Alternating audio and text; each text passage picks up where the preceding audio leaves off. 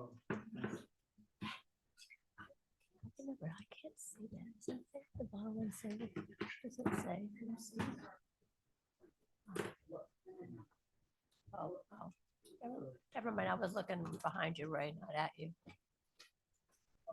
Hello, everyone. Hello.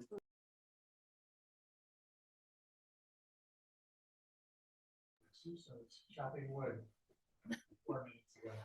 Chop wood, carry water. Got all about.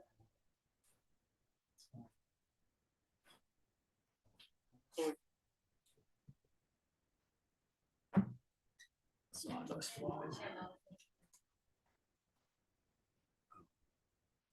You know about that, right? Gotcha. Sure.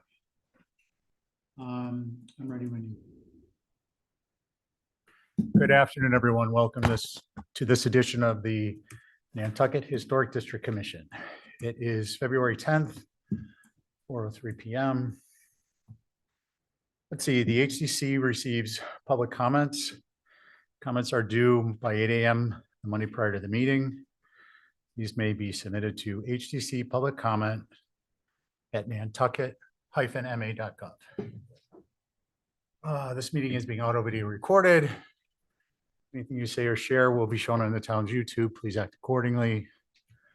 Please direct comments through the chair and maintain order by not speaking when you don't have the floor. Thank you. Do I have a motion to approve the agenda? So moved, Mr. Chair. Thanks. Why don't we go with those present, Abby, Ray, Connie, and myself. All in favor, say aye. Aye. Any opposed? Carries unanimously. Consents. Who's online? Yeah, everybody else. Okay. Got everybody. So I got Val, Joe, Carrie. Let's see. Do we have any recusals from anyone here at the table? No, Oh, I should check, sorry. Consents? only at this Consent? time. Yep. No. I can make a motion to approve. Marvelous. Did we do the agenda yet? Yeah. Yes, I'll make a motion to approve the consents. Thank you. All in favor, say aye. Aye. Aye. Any opposed? Carries unanimously. Okay, now we're on to consent with conditions. I'll make that same motion. Just double check any recusals, anyone at the table? Oh, Okay, I'm sorry. Is it this consent with conditions? Let me just check.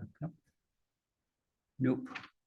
okay, Abby, you're up. Yeah, for, Motion. aye. Oh, a motion. A motion to approve the consent with conditions. All in favor Sorry. of Abby's motion, say aye. Aye. None opposed, carries unanimously. Oh, breaking the furniture. Don't tell the select board. I'll send you a bill. Okay, Commissioner Q&A with Preservation Planner. You guys, this is the opportunity we have to review the really wonderful, detailed information Holly provides in her report. Any questions for her on that? See you No, I going was through just, your collated copies. yeah, I was just looking for. Okay, well, we can come back. Holly, got anything on CLG or anything else you'd like to share about preservation planning in the HTC world? Sure. I submitted a fiscal 26 application to Massachusetts Historical Commission. I received, this is for a grant to create a preservation plan. This funding was only allocated for certified local governments. We're one of 31 within the Commonwealth. And my pre-application was submitted and we were one of 6 communities. So I officially submitted our full application last week and hopefully the odds are in our favor. And that would be great. And that would be coming out of the master planning process for that. And then hopefully we're going to be having a consultant hired next week. The fiscal 23 MHC survey grant. This is to continuing with the surveys on Brant Point within the Brant Point area. And yeah, more HTC surveys for you. So. Excellent. Thank you very much, Holly. You're welcome. And I did want to just mention, you'll notice in the agenda and my staff comments, I did not provide a specific comment for 6 Lily historic determination. You know, normally I put those on consent, but you all have an application before you associated with that. So that's why I don't put on consent because that obviously needs to be reviewed concurrently with that application. I would just say that, of course, I'm supportive of historic determinations This one in particular, obviously, I do have comments on the addition itself.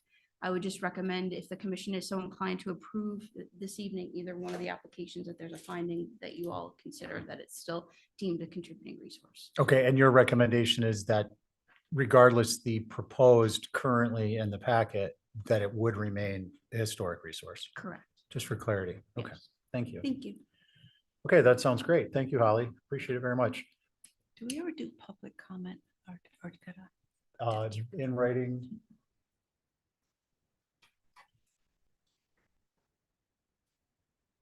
We can talk about that and as a matters for agenda. Well, actually, I'll just talk to you about it when we get to it. Let's see, 83 Washington Street, Bell Oliver Design, And I'm. and your chair. chair. Hi, Okay.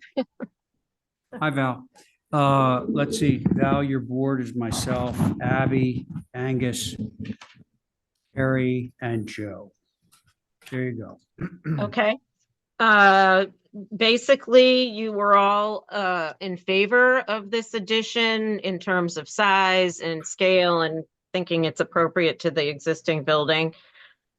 The bigger focus was the rhythm of the windows and perhaps trying to make it look as if it used to be a porch and then it was filled in. And I gave 3 different choices. The Salt Marsh board's choice is the 3rd one, which is the simplest. We're trying to keep things simple, but I wanted to give you some choices so we could get an approval and move along to the next thing. And in terms, Holly had a concern about the overall floor height. We do not have to lift this section of the building. It's fine to match what we have. And there is a certificate included in the packet. That's it.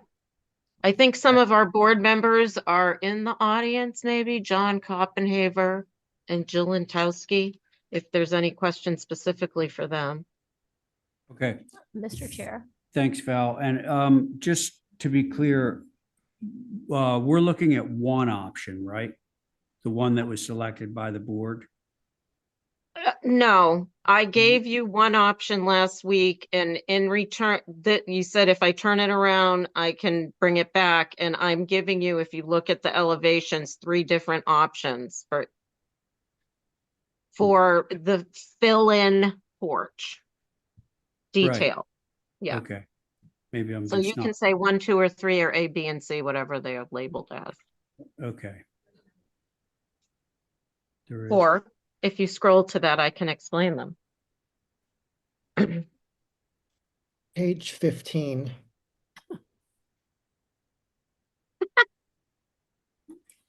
H.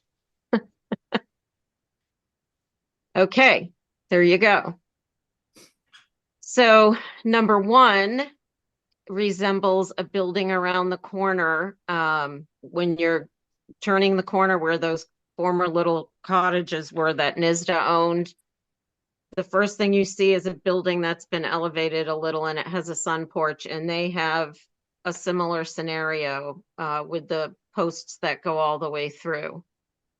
The second down is trying to pick up on the idea of perhaps some panels. I drove around town and there's a million different ways people close these things in, but that's a second option.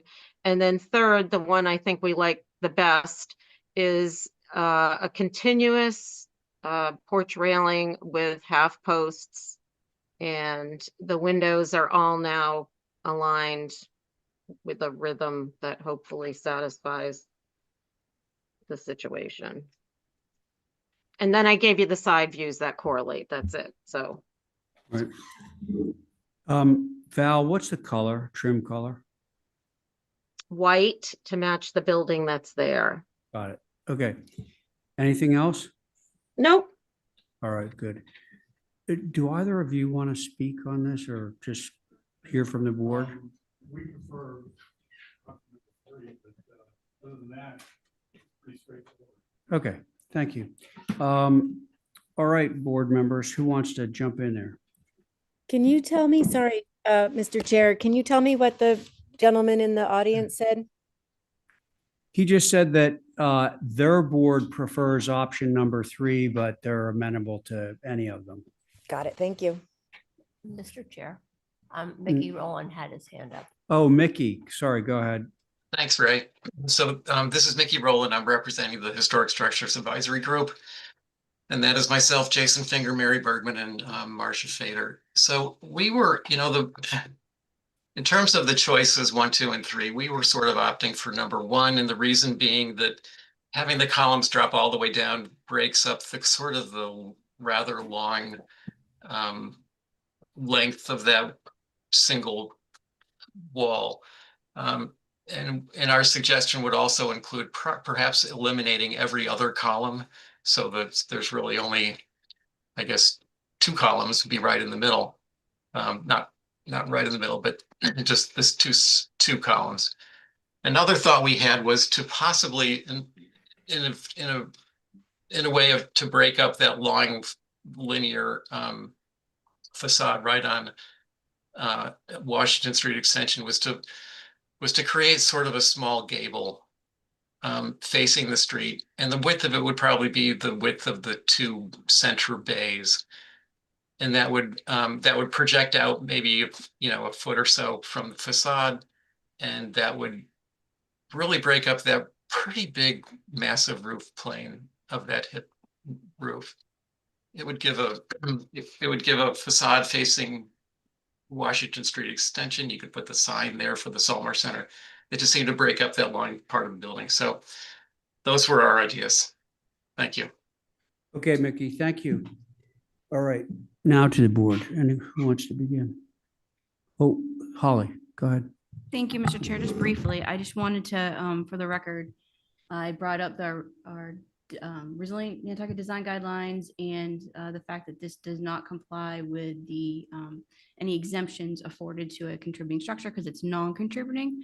However, under the building code, it does not meet the 50% rule. Therefore, the structure does not have to be elevated. And there is an elevation certificate in there. Basically, everything has to stay the same exact elevation as the existing structure. Just want to mention that for the record, as well as I agree with option 3 for what it's worth. Thank you. Okay. Holly, thank you. All right, board members. I'll go. This is Joe speaking. Joe, thank you. Yeah, I hear what Mickey says about the length, but somehow I feel like option 3 and the length actually help to visually lower the building. It feels like a low slung cottage that maybe is left over and then got converted to some other building there. I don't know. I feel like that language is pretty strong, and it gives this building an identity that that feels appropriate. So my vote would be for option 3, and I'm happy to hear that it aligns with what the board is looking for. Thank you. Okay, Joe, thank you. Who's next? I can go. All right, Carrie, thanks. Yeah, I think this is appropriate. I think any one of them is appropriate, simply because this is a community building, and all these windows sort of say to me that it's one big open community space, and I like that about a building. So I'm good with this. Option 3 is great. Okay, Carrie, thanks. Let's see, who's next? Angus and Abby. I'm fine with all of them, and I would go along with 3. Thank you. Okay, Angus. I'm good with 3 as well. Great. Okay. Well, I'm very happy because 3 was my choice. And the reason it was because that's why I asked about the white paint. I think that given this location, very visible, that those full height columns might be a little bit too in your face. So I like the quietness of number 3. It sounds like number 3 is a lift off. Can I have a motion, please? Motion to approve with option number 3. Very good, Abby. Thank you. On Abby's motion, Joe, Aye. Carrie, Aye. Angus, Aye. And Abby, Aye. and I'm in favor.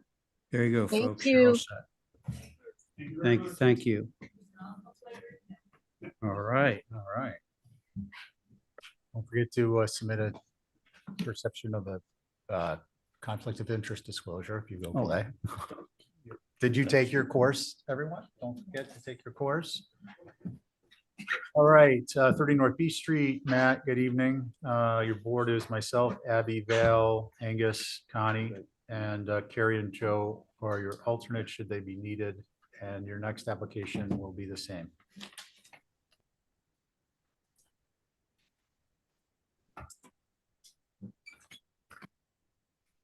Okay. Your permission, Mr. Chair, I'll begin. Please. It says I'm sharing, but I don't think it's uploading it. I do have a USB drive. Hey, thank you, Matt. The I didn't cloud hang you on wasn't the working. spot. But I don't know why it's, oh, there we go. Okay, all right, great. So I'll just jump right to it. So you've seen this building, you saw it last time we saw it was October. We ran into the holidays and long story short, we made a number of changes to the building based on some of the board's comments. At the previous meeting, I talked about the relationship of this structure in relationship to the existing structure that has been already approved to be demolished.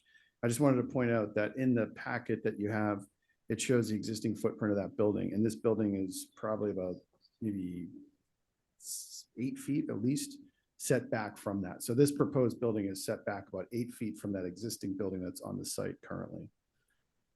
So I'm just going to jump to the elevation, which is probably the most dramatic change. So some of the feedback we got from Mickey, Angus, basically the whole board was the height issue. So what we've done, the existing hotel itself has a combination of shallow pitched roofs. It's a little bit of an amalgam. And what we'll try to do with the renovation of the hotel was try to create some more of a cohesive language, if you will. But the main body of this hotel is shallow pitched roofs. So the two strategies we used were to emulate those shallower pitched roofs, which was the cumulative effect was we're able to take 3 feet out of the height of the building. So we dropped the overall height by 3 feet, which is hopefully something that everyone's appreciative of. And then the other thing too is that the primary mass or the tallest gable is dropped by 3 feet. But then because we've done that in other locations, you can see that the second floor height is actually pretty low. So the main body of the structure is at that higher ridge height, and everything else steps down by another like 3 feet. So it's a pretty shallow building. We're at a little bit of a disadvantage because we have to raise the building above the floodplain. That's why it's elevated. We have the vertical 1x6 with the 1-inch gaps. We've got the brick piers. The other big change we made was we've omitted almost all of the second floor balconies, which I know was an issue for the board. So you can see in the bottom right-hand corner, the previous iteration, we had one on the two gables, we had really wide balconies, and we had 2 secondary balconies. We omitted those 2 secondaries and then really just minimized the gable balconies to really small, modest size. And I think that they primarily contribute to the architectural identity. The second thing that we did was we did add these projecting gables off the facade of the 2 primary gables. We also submitted as a supplemental document, we had the entire street scanned, 3D scanned, so you could see the structure in relationship to the other structures and the height of those structures, which you can, when you look at that, which I can show you briefly, is that the residential neighborhood, most of the structures that are on the street are actually this height, or in most cases higher. So that's helpful. The other thing that you had asked finally, Mr. Chair, was some schematics about what we're planning to do with the existing hotel. And so we submitted those as part of the packet, which I can scroll down to those.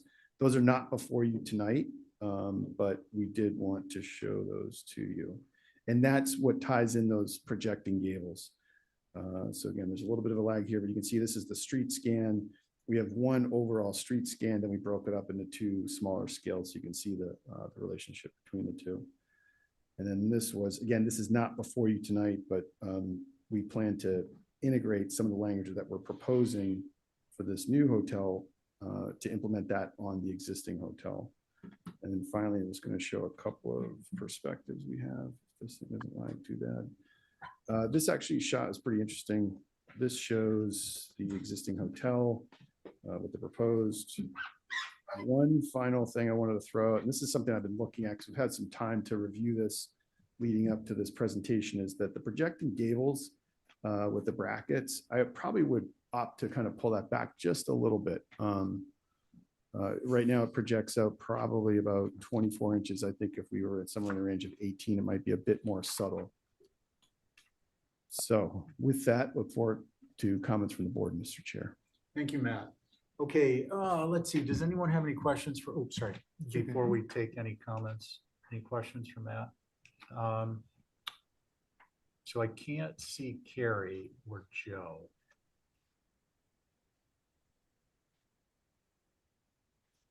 Can you tell me if there's any hands up as we're going along? Oh, yeah, I'll let you Okay, see thank you. today now. I'm sorry, Abby? No hands up. No hands up. Okay, cool. Let's see. Mickey, you guys got anything? We do. Thanks, Stephen. Okay. So first, a couple comments about the design. The projecting gables don't really work for us. I don't think you'll find those anywhere else really on Nantucket or anywhere as prominently displayed as these are. I think it's better off without them. And kind of the same thing with the front balconies. Front balconies facing the street facade really just aren't appropriate. You won't, I think that'll come up in building and with Nantucket in mind, they're not appropriate. But really this is mostly about the siting. And Matt, would you mind switching to the site plan?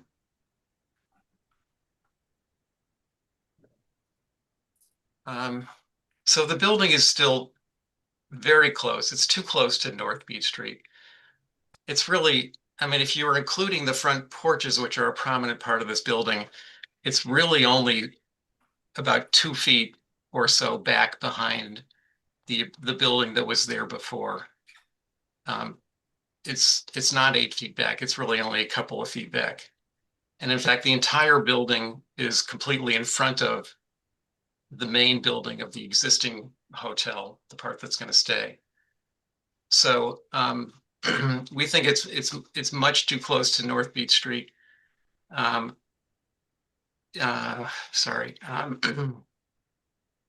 Setting the building further back will force the massing to be reduced into a shorter L-shaped building, and it'll put it in a place where it won't dominate the streetscape. There are no other buildings of this scale that are so close to North Beach Street. When you look at the minutes from the last meeting, it's clear that at least 4 of the board members clearly stated that it needs to be set back from the street and not just a few feet, as has been submitted. Oliver suggested reconfiguring the building into an L shape to reduce its visual presence along the street. Patton had nothing to add and agrees with Oliver. McLeod was concerned about the siting and massing of the proposed building. He recommended setting the building further back and reducing its massing, and Camp suggested setting the building further back from the street. She also recommended lowering the right side of the building to better correspond with the lower profile structures already present. So we have 4 out of 5 members suggesting that it be kind of reduced in its set back from the street and reduced in its massing facing the road.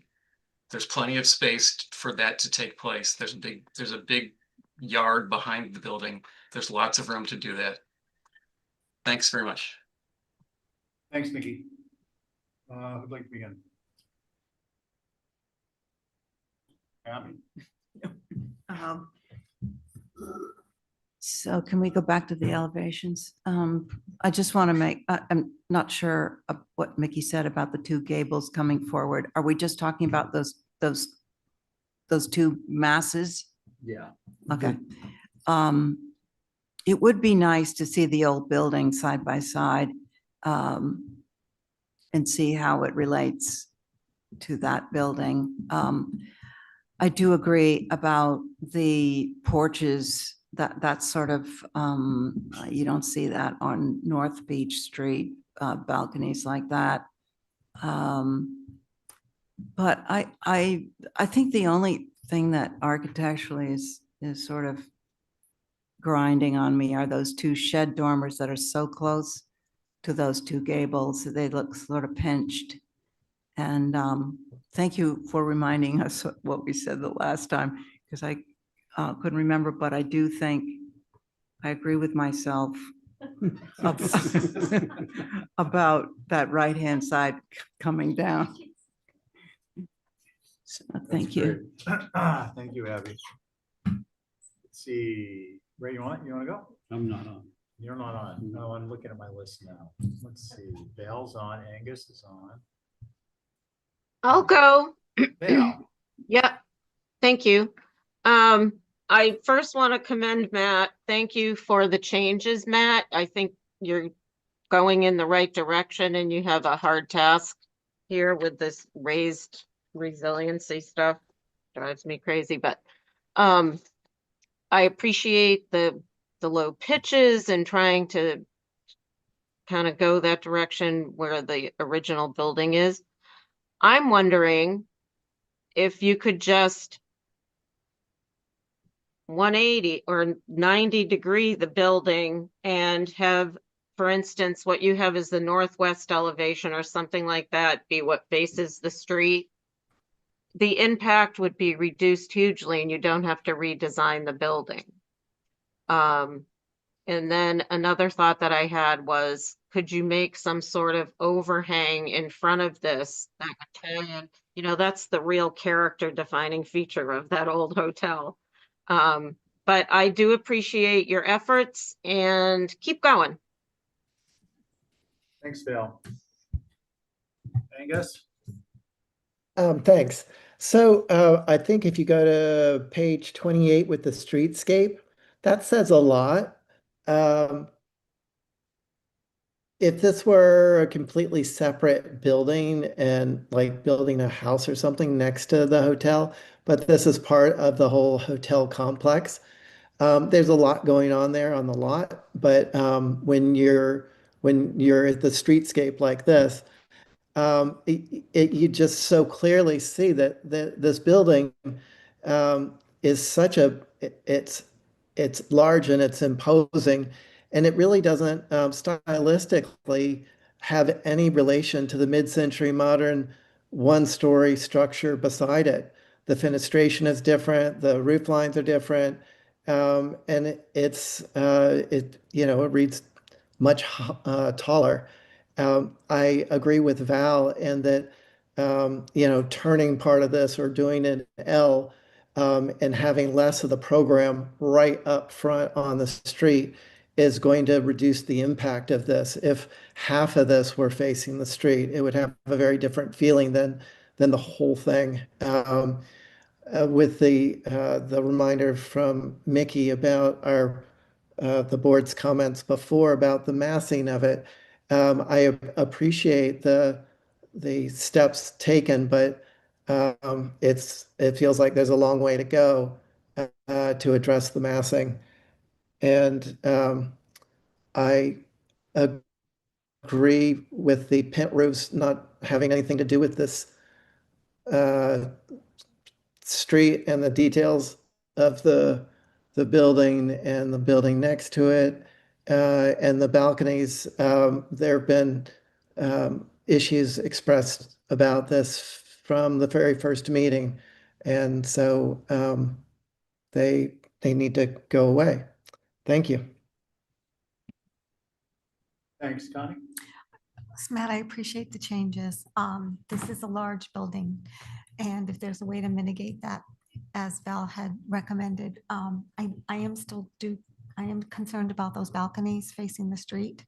I don't think they're appropriate. I know that they've been minimized, but I do think that it's just not appropriate facing North Beach. Thank you. Thanks, Connie. Matt, I think my primary concerns are those shed roofs. They're a big distraction from that kind of quaint facade you created on each of the gable forwards. For me, that I want to go back down there because I've seen a couple of locations that have little second floor decks like that. Definitely do. But they are further back from the street. But in any event, if I was to get on board with those, it would have to be behind a shingle wall. I just absolutely cannot be anything that's visible from, the ankles to the waist, let's say. I wanted just, let's address now, so for everyone's understanding, programmatically, is there any possibility of a rotation, or is that programmatically something that compromises too much for you all? I appreciate that, Mr. Chair. Yeah, a full 180 rotation would be challenging, but if the consensus of the board is like, we're trying to obviously avoid the L shape because we've got some really nice gardens in the backyard, and there's all sorts of other issues. The property line actually slopes at a bit of an angle. I know it's something that Mickey would like to see, but I just hope he understands that there's some pretty significant implications with suggesting something like that, like that. It has a long impact, if you will. So having said that, if the board as a whole is suggesting that some kind of reduction in the overall length on the street facade, that's something we could look at. It probably would not be as simple as rotating the building 90. I'm not even sure that would look great. So I think if we were to do that, we would look to take some portion of the program and try to make some version of it an L shape. But that would be great if I could get some consensus on that piece. Okay, and before we go there, can you show me the this is the northeast? So one of the side elevations. This is the one that faces the existing hotel. Yeah, that's what I was afraid of. Those gables aren't far enough forward to extend that second floor, what do I want to say, the subservient second floor mass, to extend that roof line down to make it the porch line. But if you do something like that, you could actually use small dormers, and what you're doing is picking up, and I'm not sure how this would look, but you're picking up more roof mass visible, which mimics the main structure of the original hotel. So there's something you can be doing there. I think that may be beneficial. Obviously, you're up against it because our covered porches are typically a 412, but maybe with some type of a broken wing or something. I would suggest that we get a consensus on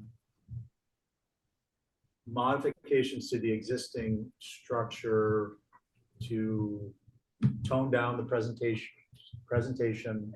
in its current location before we give you instruction to do a redo. It wouldn't. Or are you willing to do the a rotation modification? If I think what I would try to do is keep it wouldn't be a redo per se, but I would take some portion of the existing layout and try to turn 90 degrees, not a full 90, so that I'm reducing the overall length. If the overall length is X, I would try to take like 30% of X and tuck it behind the building. Okay. What I'm working on here, Matt, is facilitating process that is the three attempts at material revisions. And along those lines, that if we're giving you an instruction to make material revisions to this design versus redesign, I'm trying to differentiate between the two, so we're very clear when you come back what we expect.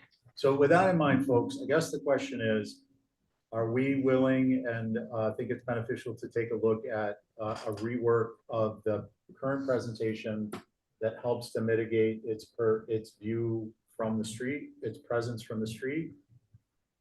Or do we want more substantial modifications? So just on a vote, Abby? I think if this building as last designed was just simplified more, like we talked about some of the details, I think it would be okay. I think to try to make this relate to the mid-modern is kind of crazy, because that's so simple, you're never going to get there. But I think if you just simplify what he's working on with some of the details we talked about, I would just stay with this design. Okay, thank you, Connie. I agree with, Okay, Yeah. since we're doing the table first, I agree. Angus? Yeah, I mean, looking at this northwest elevation, that's something that I think is a lot more accessible from the street than the whole wide version that's in the northeast elevation. And so, and also it's the two things. It's the height of it, it's the width of it, and it's how far forward it is compared to the lower one-story structure next to it. And I'm not suggesting that you do a mid-century modern building, but low eave lines and simplicity are kind of the writing characteristics there. Thanks. Okay, so I'm going to weave that into a summation that's very short, which is that you would prefer to do much more of an overhaul to the design than was just voiced here at the table, which is fine. But that gives us Yeah, either an L or turning it 90 as Val suggested. exactly extending my very short comment. So that's 3-1. Val? As Matt suggested himself, I think it's trying to reduce what's on the street. So then, you know, with his streetscape, you could see there's structures, they're not commercial structures, they're houses or apartments or something. It's more in tune with the size of those than what it is right now. And personally, I just said turn it because I was thinking then you don't have to redesign it. But basically, it's reducing what's facing the street, and any attempt to move it back at least a little bit behind the front facade of the hotel that's there would be great. Okay, thanks. So it sounds like you got a 3 3/4 and a 1. So you understand what we're looking for, but I wanted to establish direction so we don't run up against, if we were going to run up against the material changes, you were aware of it, and if we weren't, you're also aware of it. Yeah. We're not going to be doing that now. And I think what we'd like to do is get a motion to hold for revisions as soft vote here, and to have the landscaping track. Sure. Yeah, no, I appreciate that. I think I have enough feedback. And like I said, I do want to put the whole 3 strikes in the updates. The changes you've seen since the first time you saw it, like I said, dropping the height by 2 Yeah. feet. We really tried to, so we're not trying to. No, I understand. I want to be clear because No, I we're appreciate it. going to be sticking to that. All right, do we have a motion to hold for revisions? Sure, so moved. All right, on Abby's motion, Abby, Aye. Connie, I, Val, Aye. Angus, Aye. and I'm an aye. Thank you. Thank you very much. Okay, one thing I failed to mention, and I want to make sure is clear. The HTC some time ago adopted old business would be from 4 to 7 p.m. and 7 p.m. is actually a no later than, and it will be dependent upon what business we are able to conduct and resolve. If we can resolve business before 7 p.m. that's on the agenda, then we will dismiss ourselves earlier than 7 p.m. just for you folks at home or anyone in the audience, so you're aware. And if it's not applicable tonight, it may be applicable to you going in the future. That said, 14 New Mill Street, you gotta. I'm recused. Okay, and now. oh, so, Mr. Chair, did you want to hear Mirka or did I miss that? Oh. Okay, never mind, because I promoted her to panelist. Yeah, was Hey, that a, Abby? Excuse me, but sorry, and this is through the chair. We're on 14 Mill and we don't have any alternates. For the benefit of the applicant, you're on it. or at least you're listed on it? You're listed on it. No, well, spoke on it at a previous meeting. Oh, so you would like to recuse yourself from that? Okay, well, talk to me about that after. I'll understand that part of it. But, so you're gonna recuse as a matter of, okay, that's fine. That's fine. You don't have to explain yourself. That's not part of the law. Okay, so it's, and can we just double check the minutes to see? I have them. This was from 2024, so I have them right here. 2024. Yes, sir. Stephen, Angus, Ray, Carrie, and Connie is the board. Oh, Oh, so Abby was not on it. No, sir. So there's no conflict. Okay. Okay, good enough. That solves that. A little bit of homework. Everybody's good. So I'm sorry, repeat the board again. Connie's on it, not Abby. Angus, Carrie. Ray, Carrie, yourself, oh, and Connie. so Val's not on it either. Yeah, so that means those are all. Connie and Carrie. Okay, so Val, Ray, not Val, Connie, Carrie, Angus, myself, and Ray. Everybody ready? Yeah. Put on your memory caps. This goes back to 2024, folks.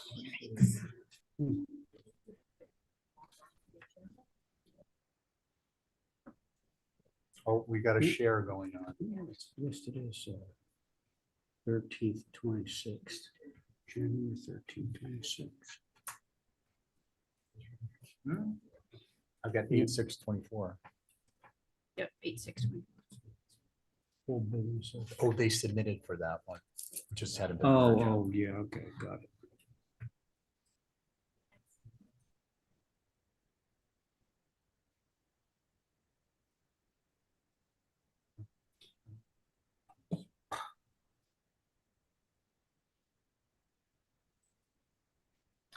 So I hope they bring the popcorn machine back at the new fairgrounds because it's not there. Oh, Is it open, or is it just open for They did Super a soft Bowl? open for Super Bowl, Super Bowl.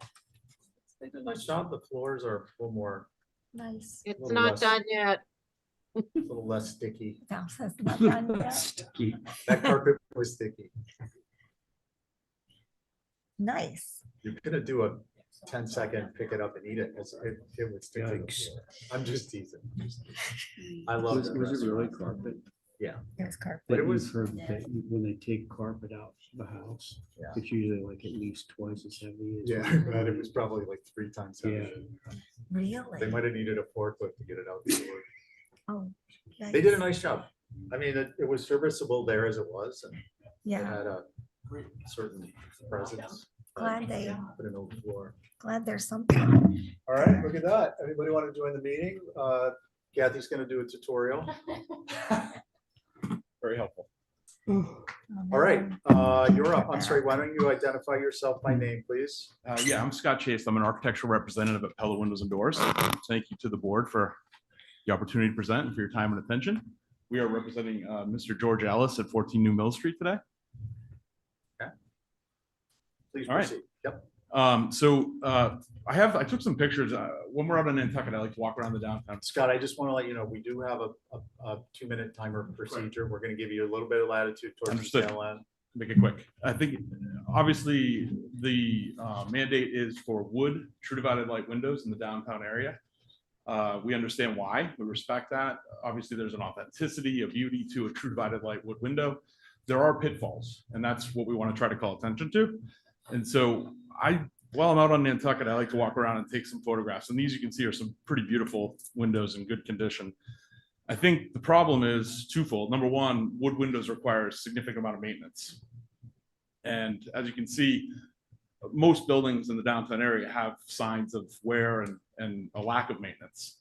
We also have the issue of thermal efficiency when it comes to single pane windows. And so we combat that now with aluminum triple track screen storm combination units, which basically cover up, as you can see, the beautiful windows that are mandated.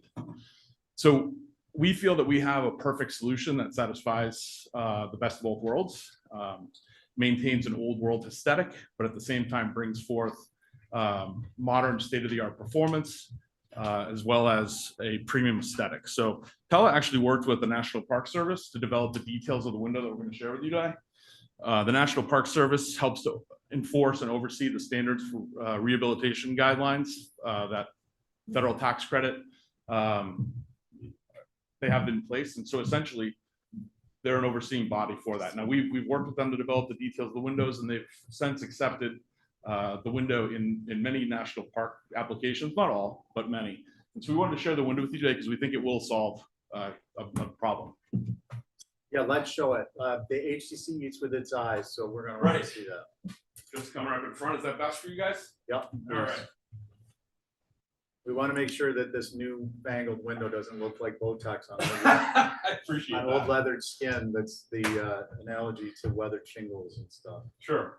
So the first thing, this has three kind of unique features to it. The first one is when you have an aluminum clad window, it's anchored through a nailing flange.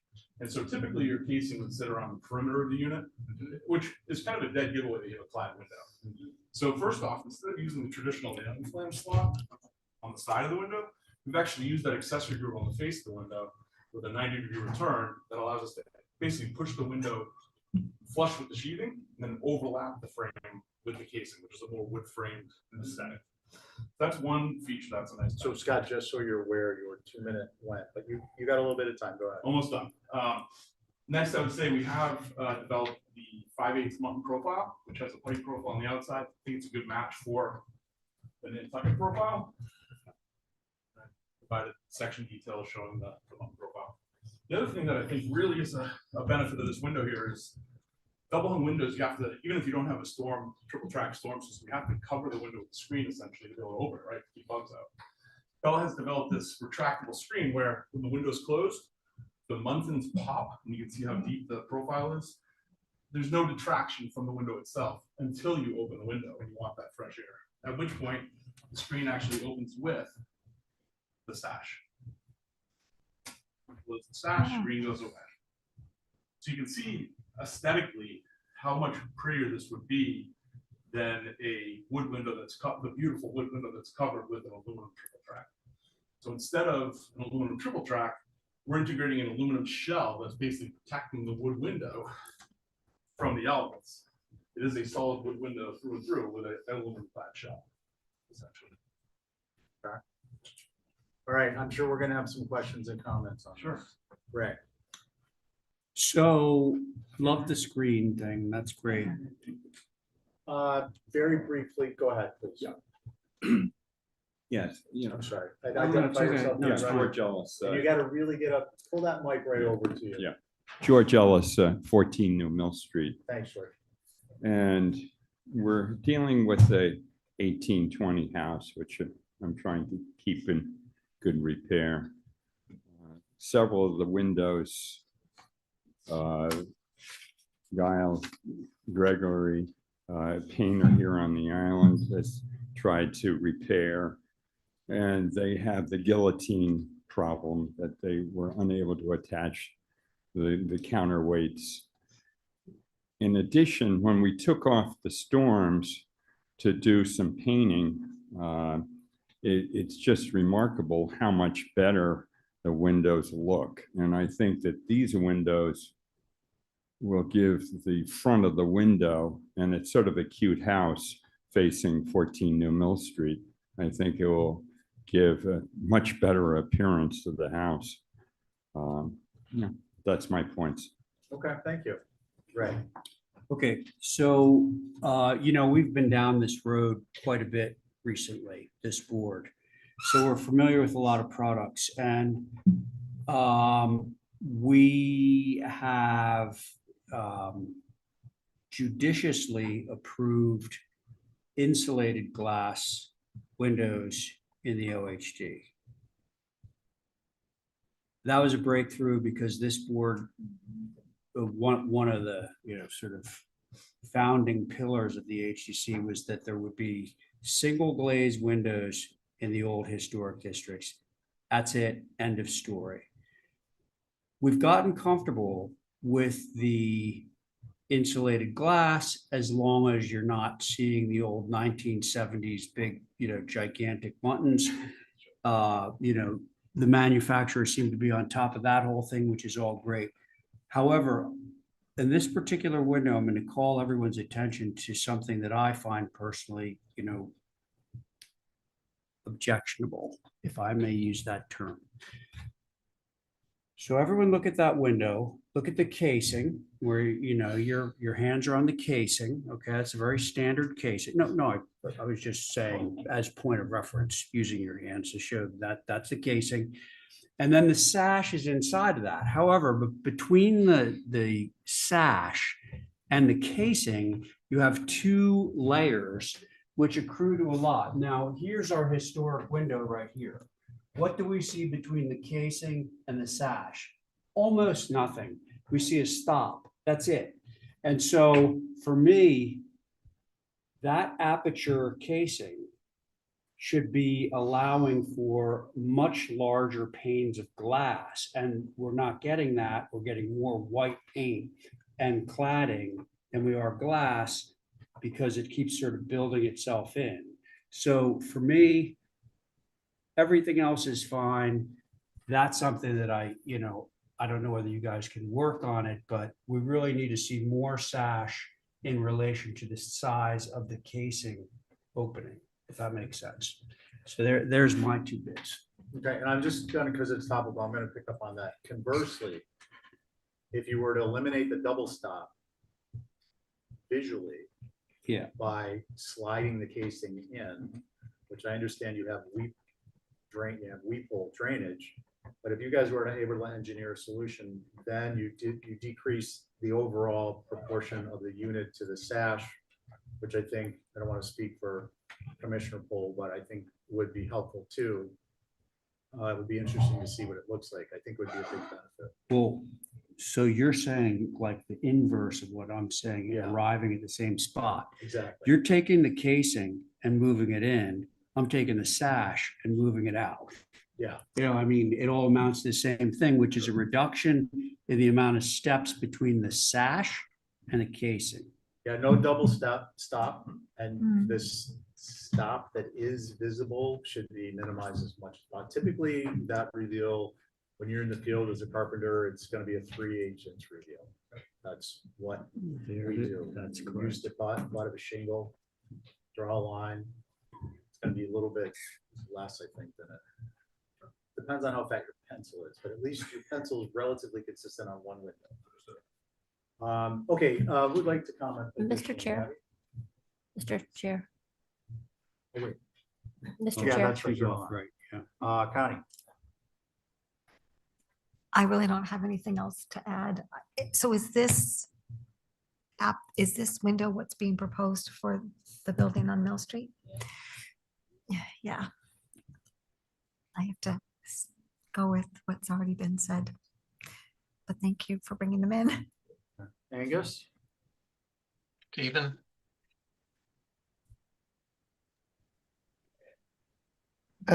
Yeah, so looking at all of these windows, which I guess are part of the window. Well, they're just giving details of all the windows, and what I'm seeing are the mortise and tenon and the old glass and the old sash. And I think that the points that have already been brought up about the details on the outside of eliminating anything other than pretty much just what is the casing and then the sash is important. But unfortunately, a lot of the window applications that we get are asking for replacements, and often they've already been replaced. So we're looking at something from the 60s or 70s. But all these windows look to be original. And no matter what the replacement option is, these should be restored and not replaced. And that's what I've got. Thanks. Thank you, Angus. Carrie?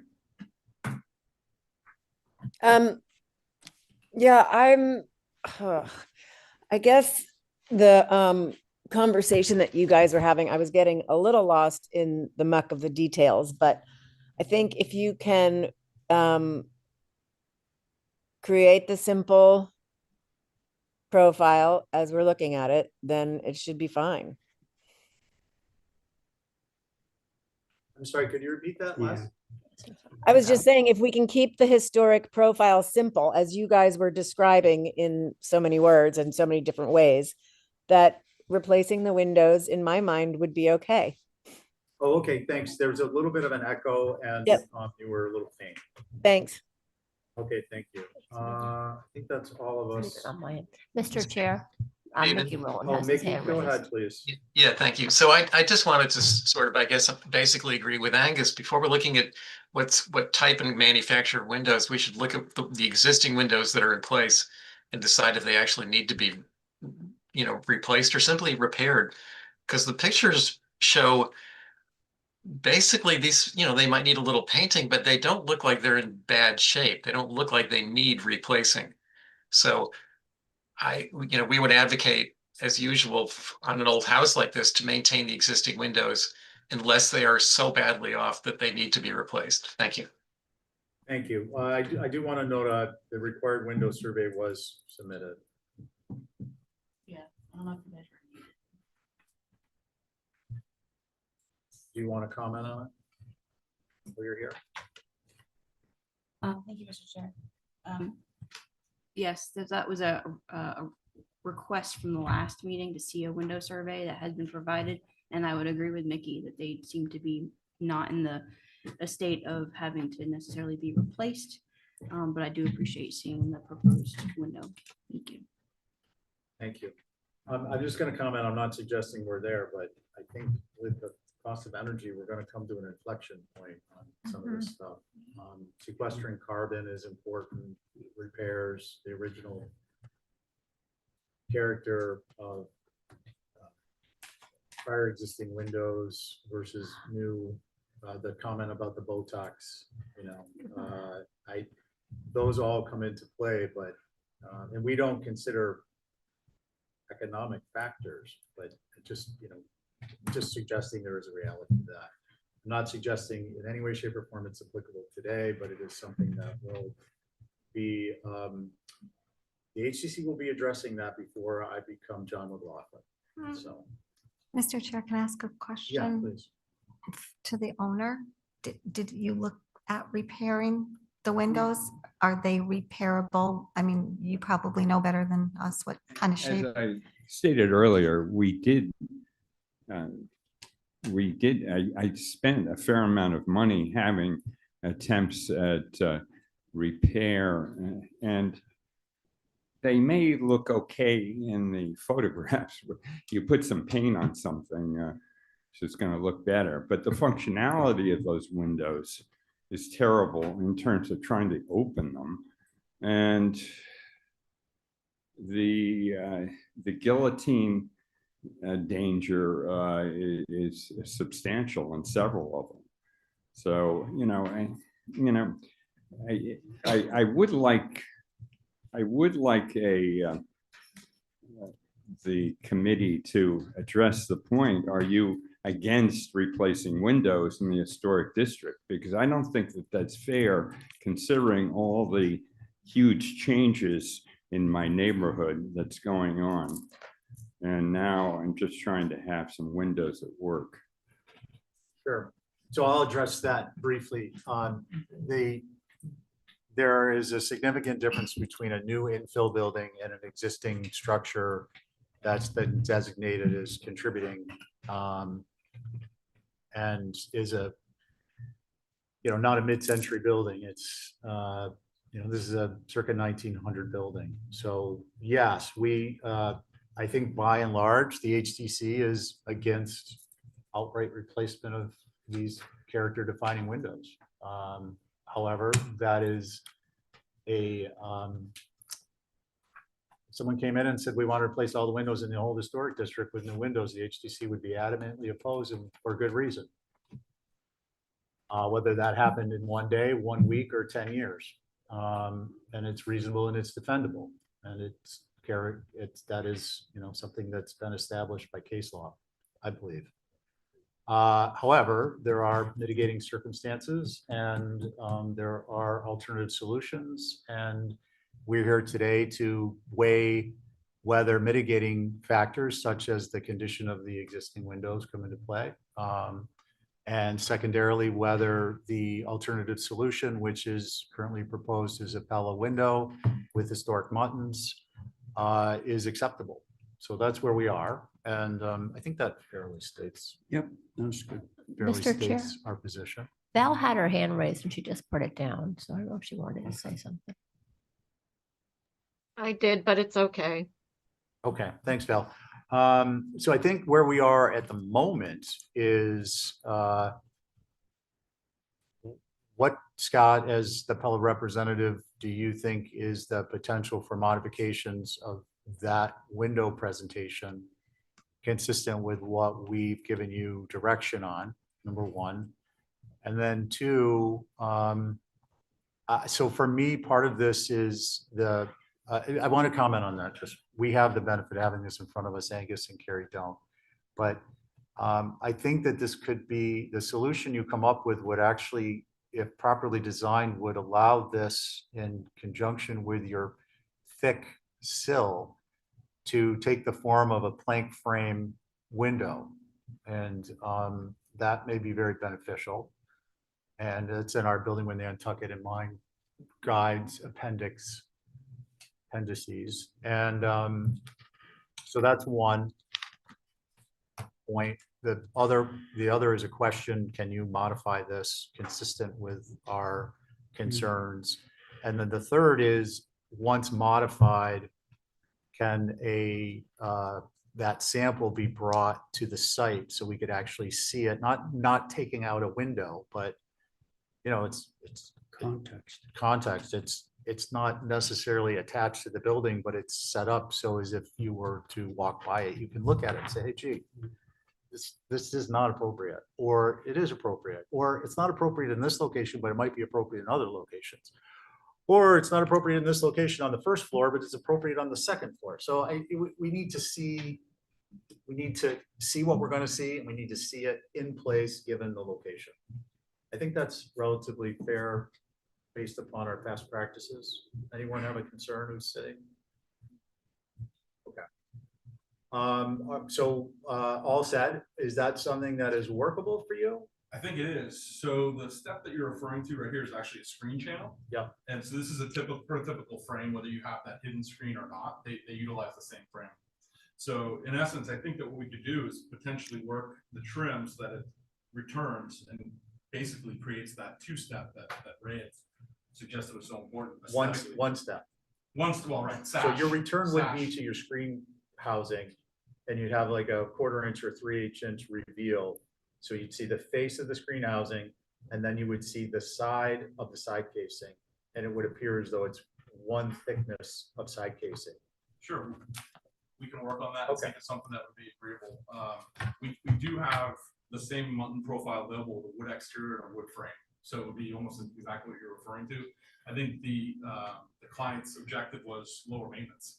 And going back to some of the pictures that we ran through, I think the issue with wood is that unfortunately they don't get the attention that they need. And it doesn't take long for a wood window to deteriorate. So I think the benefit of the clad approach, if we can make it aesthetically work for the board, is that it's going to look like that for 30, 40 years as opposed to 5. Right. And then deteriorate. The only thing again, I'm going to go back to the Botox analogy. So, you get weathered shingle, and it looks like somebody who's got leathered skin, and they've got this beautiful young forehead, and everything else is not. So keep that in mind. If you all can see your way to do a wood and a clad, I think that would also be beneficial. That might come into play with the upstairs, downstairs. On the interior, they're going to look exactly the same. You cut your maintenance in half, and if something like that were to fly, but it may have application in future uses around the island. I think with that, we're probably looking for motion for modified sample or samples in place with reaching out to staff to let us know when that's available to view. That's my motion. All right, on your motion, Ray. Let's see, Angus. Aye. Connie. Aye. Carrie. Aye. And I'm an aye. Okay, thank you. We appreciate your time. We Thanks. understand the investment you're putting into this, but it might turn out well. Thank you. We'll see. Thank you to the board. Okay, now we're on to 28 Pine. Matt. Board, myself, Abby, Angus, Connie, and Joe. And we're gonna take what do you want, 3 minutes? We're gonna take a 3-minute break for a technical switch up in, just before you start. No, it's fine. Yeah.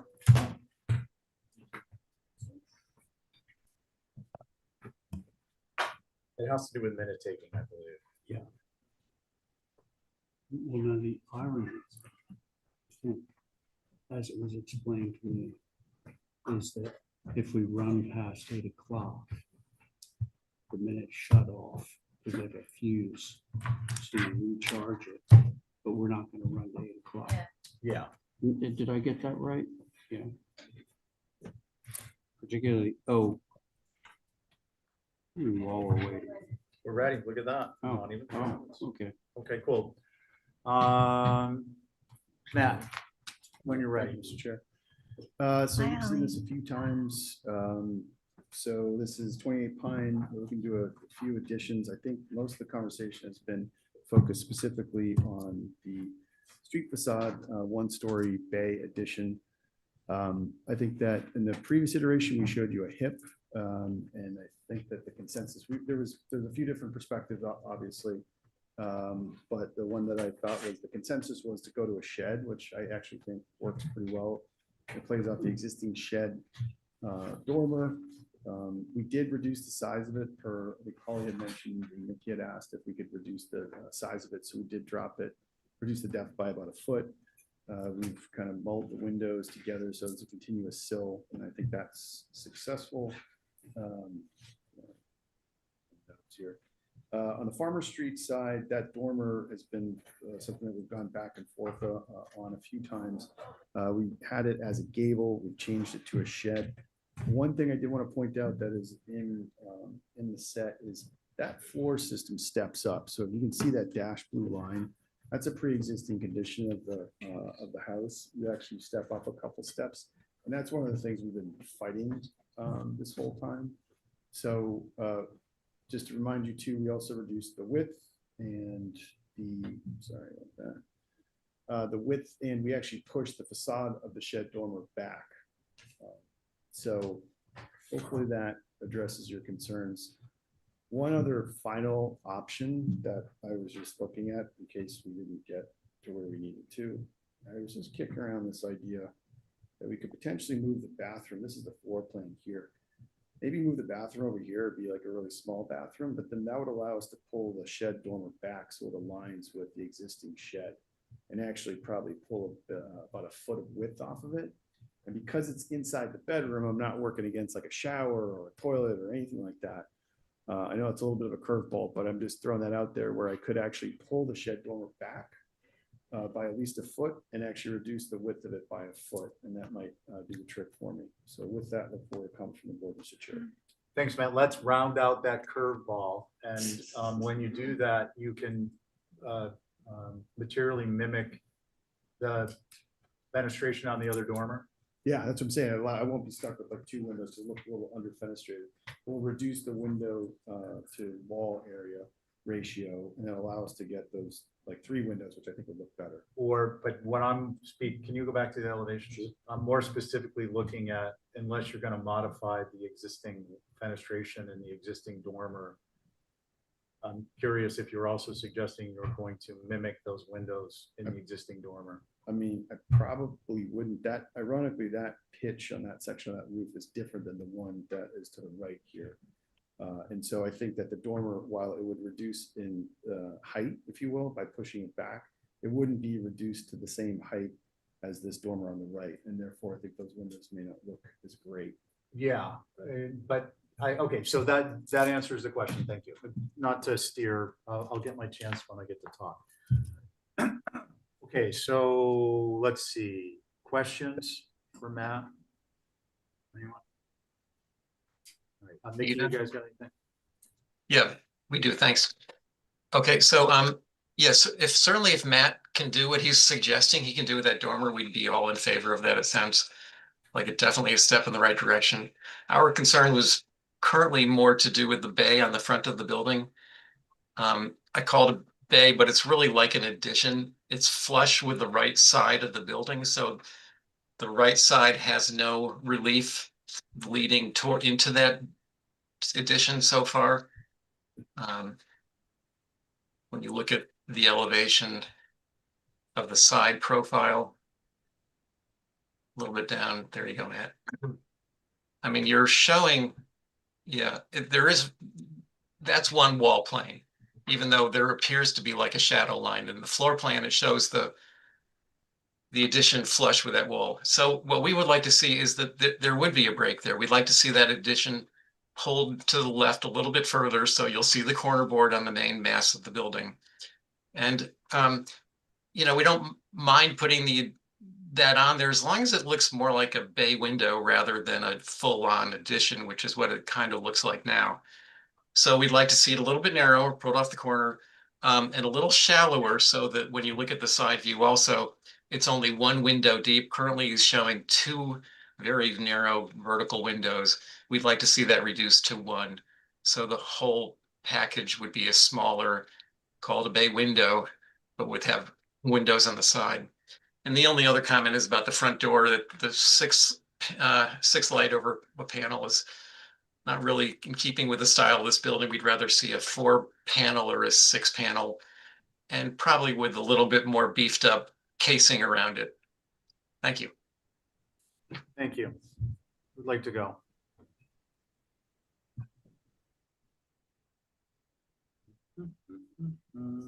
That means it's an, Abby. it's an approval, right? So, yeah, this is a tough one, because for me, it's all about that Pine Street facade with the bay addition, because it's, sorry. The bay window on the front of the building is really taking away from the historic structure.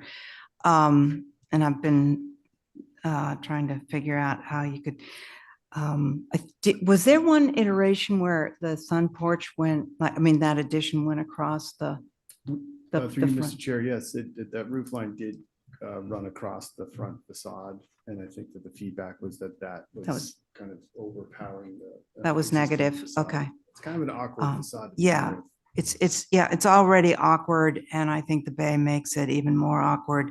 Is there any way that that bay on the right-hand side could go around the corner and become part of that addition on the right-hand side and be a hip, like a, Yeah. I mean, somehow I'm trying to keep it, I'm trying to come up with a solution to Yeah. make it not so like an adage rather than it looks like an appendage rather than part of the main mass. The other things I think you've successfully, yeah, I think it looks fine. The other parts, it's just that bay window on the front. Thank you. Okay, thank you. Let's see. Angus? Thanks. I, through the chair, I appreciate the applicant's resolve with the shed as opposed to the gable dormer on Farmer Street. And pushing it back a foot would eliminate the shingle area below the sills, and the proportions would improve with the dormer getting a little narrow. So I think all of that's great. The front, we're talking about a front shed addition as a bay, and it's not reading as a bay window. And I think the only way for this to be appropriate is something that looks like a bay window. It's set back from the sides, it's shallower, and really feels like an appendage and not a room addition on the front of this 1820 house. And that's what I have. Thanks. Thank you. Gary? Or I'm sorry, Connie? Matt, I appreciate the changes and I appreciate the thinking on your feet with that, the dormer. I have to agree, and there's something about that Pine Street. It's not reading as a bay. It's reading as not an appendage, but it's reading as like a, I don't know. I think if we could rework that somehow, I think this would be very appropriate. Thank you. Thanks. Let's see, Joe. I appreciate the applicant's suggestions regarding the dormer. And regarding the bay on Pine Street, I think I would like to see the corner board run through for the existing building, and maybe that whole element shifts a little bit closer to the door. I don't think it has to rigidly align underneath the windows above it, but I think pulling it off the corner would help it read more like a bay. Now I'm going to contradict myself here because I thought that Abby's suggestion of tying this around the corner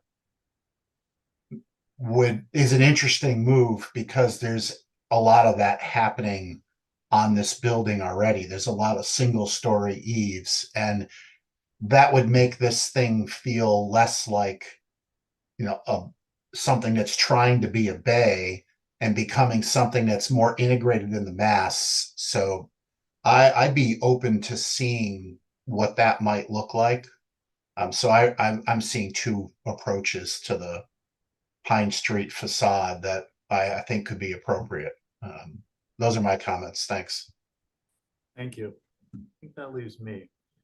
So Matt, I appreciate the changes. Can we focus, why don't we stay on this for a moment? I think most appropriate is of the options is your previously submitted west exterior elevation with the hip roof. I do believe that shifting that entire mass towards the front door by approximately a foot would be beneficial for a number of reasons. I'm wondering, in addition to that, if there's some treatment that on the cladding, and that could be paired and mirrored with some modifications to the frontis so that there's a common vocabulary there and some detailing. Obviously, we're not talking at the half-inch scale, but for me, I'm a little concerned about the concept of the wrap. I do think overall, if this were not the structure it is where it is, that would be beneficial. However, I'm concerned that what will occur is this small structure in the front will get swallowed up or begin to become more swallowed up. This structure, and this doesn't reflect on you, but this is like the Blob. Remember the movies when we were a kid? It's like something's being eaten by the Blob, and it like you really don't want the Blob there, but it's there. So you're doing the best you can to deal with it. And I think it's a yeoman's work, but I'm concerned about letting the Blob come up around and get the rest of it. Now that we're off the Blob, remember that? Oh, yeah. Oh, yeah. Oh, I thought you were quoting from Building with Nantucket. And Yeah, I mean, the whole Blob chapter. this is part of the rewrite. They did a That's remake blah, of the blah, Blob in the That's the 90s. Well, we got a whole chapter on blah, blah, blah. Matt, can we go to the farmer side? Okay, yeah, this elevation.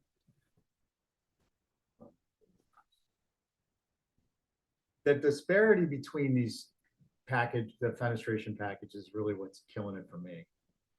I think either replace those windows, the 2/2, with like I don't know, an 8/8 or something to pick up a kind of a common vocabulary where the pane size is, if not the same, which I think would be unreasonable for a variety of reasons, or at least proportionate.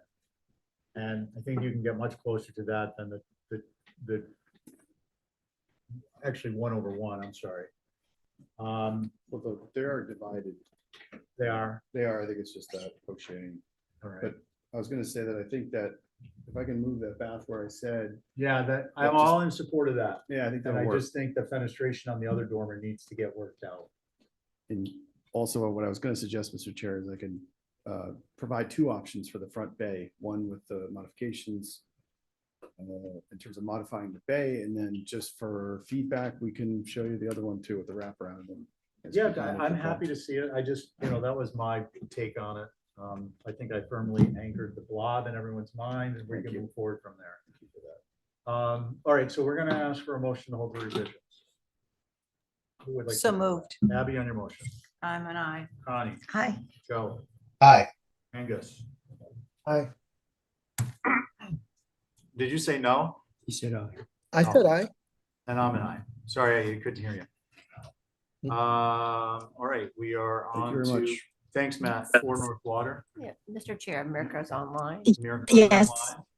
Hey, Miracle. Good evening. Good evening. And if I can, I would love to share my screen. You said you'd like to share? Yes, I would love. Yeah, I promoted you to panelist. Oh, perfect. Thank you. Um,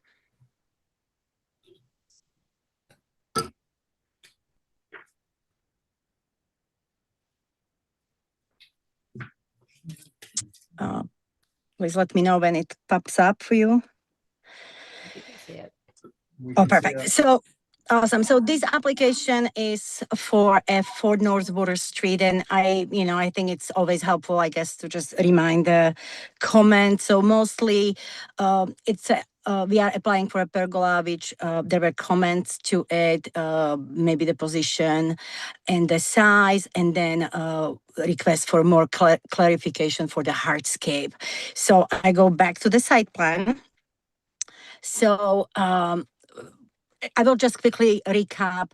We, in the area of the pre-existing parking, which was approximately 1,300 square feet of paved brick area, which you can see clearly on this image, we are reducing all hardscape to approximately half of it, around 650 square feet, which would include the parking plus the walkway to access the door.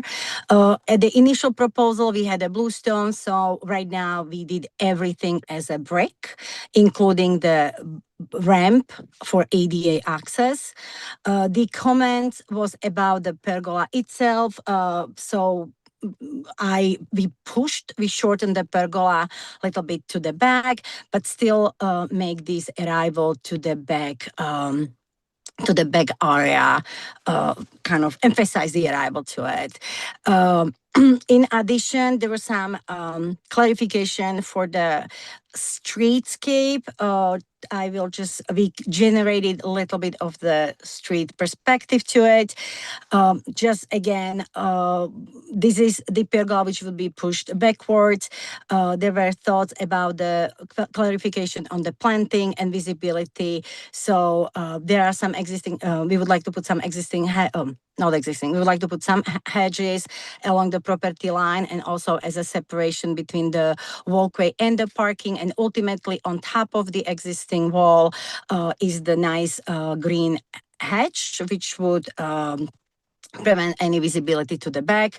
The questions were what would happen to the wall and visibility of the wall from the streetscape. Again, the wall is beautiful. I would love to just bring beautiful perennial gardens, which would just hug the bottom of the wall and kind of soften the visual of it.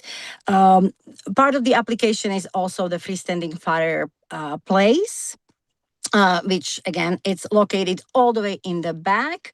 There was, we know that there was, it's kind of question about it. I just wanted to prove, and I know my time is up. I just wanted to prove it will not be visible. Any of this part in the back is not visible. And especially this is the outline of the neighboring building, which is right here. So as the lot is kind of turning to the right, all this would be hidden behind the building or the landscape or existing fence, which is along the property line. You can see it even here. So, and now I will, give it back to you guys for comments. Thank you. Does anyone need Dramamine after that? Some coffee, you mean? Sorry, Mirka, just a little motion sickness from the zoom I- in and out. I try to maximize my 2 minutes. Oh, you did well. Thank you. We appreciate it. Okay, let's see. Your board is myself, Ray, Abby, Val, Carrie. Does anyone have any questions for Mirka? Wait, okay. Who would like to comment? I'd like to go. Abby. So America, there's a lot of hardscaping here for an old building, and I would like to see a little more vegetation here. Because we're going from the 2-car parking, and then you've got 2 walkways on either side in brick, and then you go up to a pea stone area that's almost the size of the 2-car parking, and then a whole brick patio, and then another pea stone area. It's such a departure from what's there now. It's just going to be so hardscaped, I would like to see half of what you've proposed go back to something green. And I would like to just see that the whole landscape plan softened to a, more screening. Thank you. Who's next, Ray? Abby Go. does raise a good. Oh, sorry, I thought you were saying. Oh, Sorry. Vicky raised his hand. Oh. I was just gonna say, Abby raises a really good point about the amount of hardscape there. I was sort of coming around on the whole pergola thing. I had objections to that the last time. I'm feeling a little bit less ardent about that, but the hardscaping is, I think that's something that needs to be addressed. The fact that it's all hardscape. Thank you. Okay. Mickey, you guys want to comment? Yeah, thank you, Stephen. I agree with the comment about the amount of hardscaping. I think it would be a lot softer, a lot more natural to have some lawn here rather than so much hardscaping. Our other comments are directed more on the arbor, and it's just sort of an unusual feature. You don't see a narrow, like covered arbor walkway like this with a step in it because of the slope. So I think it might be a little simpler without it. That's it. Thanks. Okay, thanks. Val? Yep, I don't disagree with what's been said. It'd be a nice wedding venue, though. You could feel like walk getting through married? that pergola, yeah. Say that last part again, Val? You could walk through that pergola. It's quite an entrance to the big patio. Just saying, but yes, scale back is good. Okay, thanks. Carrie? I agree with everybody. I'm especially not for the long pergola. And it's just a quandary because having some garden and lawn in town is so rare and such a luxury. I would think that getting rid of it all with hardscape is sad. So there you have it. Thank you. Thanks, Carrie. So I don't mind the brick. I prefer it not be there. It'd be nice if it was all landscaped with plant material. But it is something. Can you actually zoom in on the walkway area? To the front of the Yeah, street. so Yeah. the purpose. Okay, forget it. I had in my mind a different structure in a slightly different location.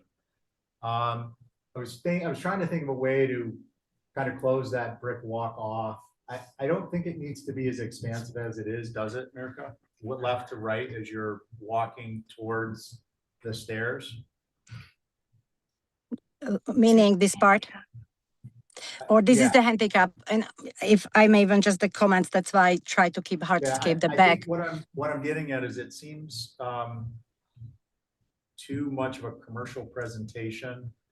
That if the width was downsized and there were, the partition plant material, but a soft, low growy at least on the walkway side. So lose a foot, maybe. What's the width of it now?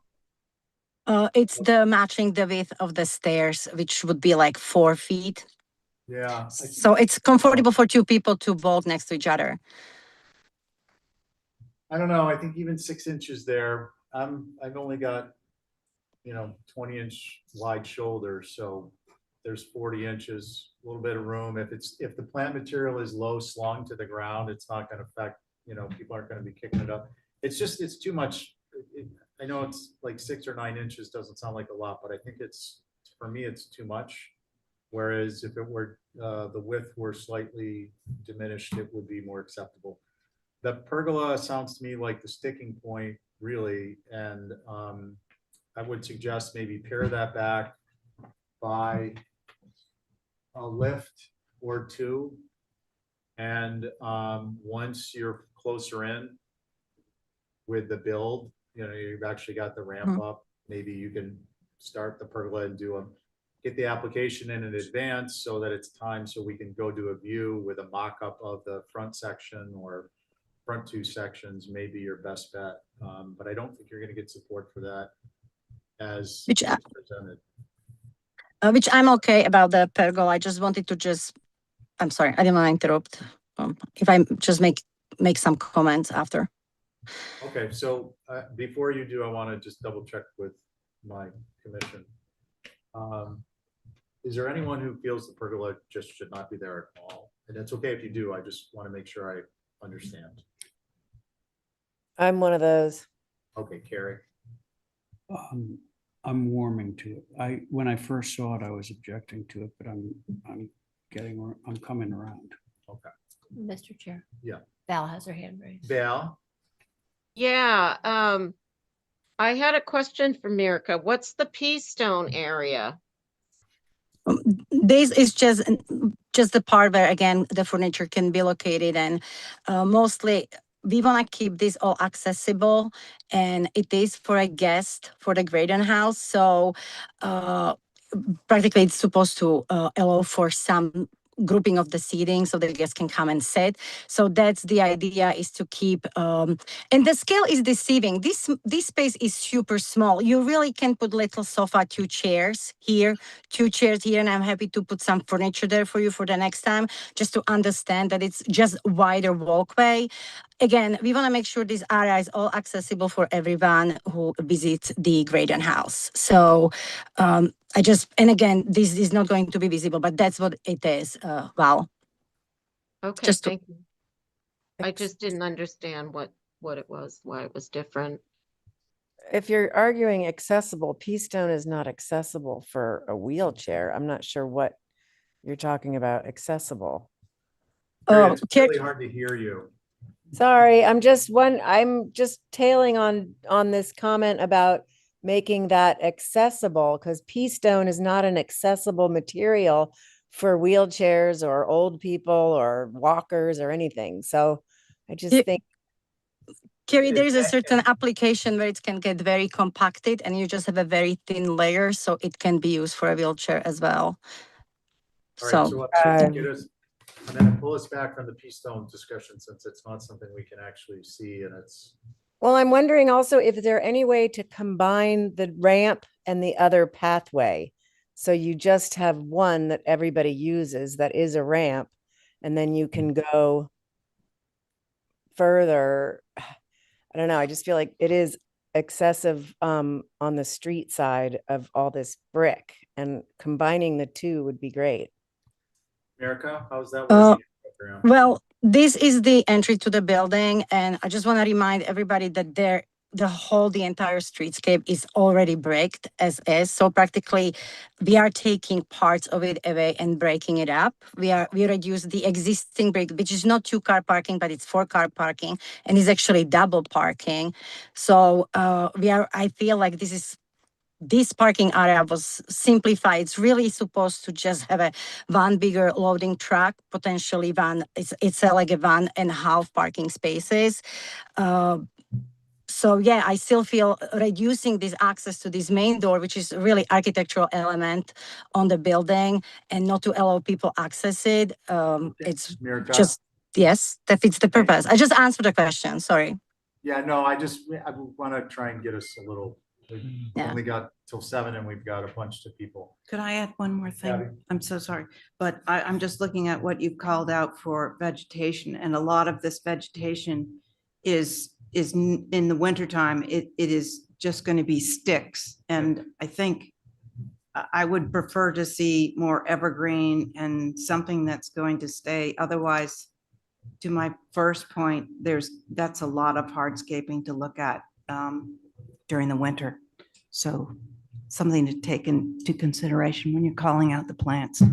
Yeah, and Mirka, I appreciate you pointing out the existing condition. I mean, to me, this is a net benefit, and it's not a tiny net benefit. It's a material benefit to have that breadth of brick broken up and reduced. I think aside from, perhaps an evergreen treatment or some evergreen, maybe an anchor or two towards the street and that partition between the walkway and the driveway, your open issue is really the pergola and I think maybe the extent to which it's proposed to be at this time.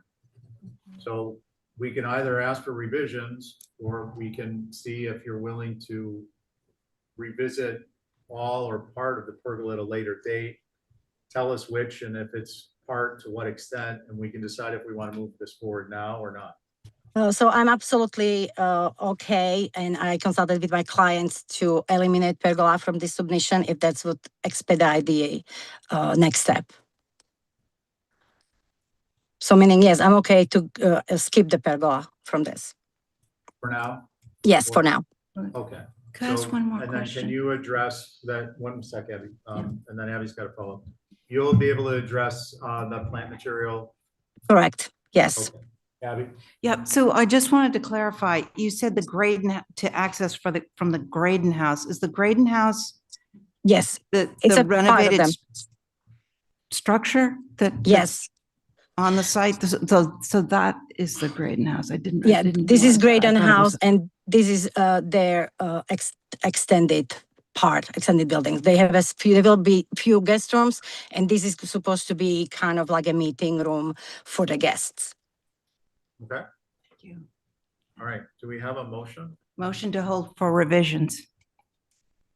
That's what we were gonna- Oh, Okay. No, that's okay. I'm sorry. No, I was I looking thought at we were this gonna first. approve X the pergola. That was Pergola my and, understanding. modification of the material, plant materials to incorporate some everything Yeah.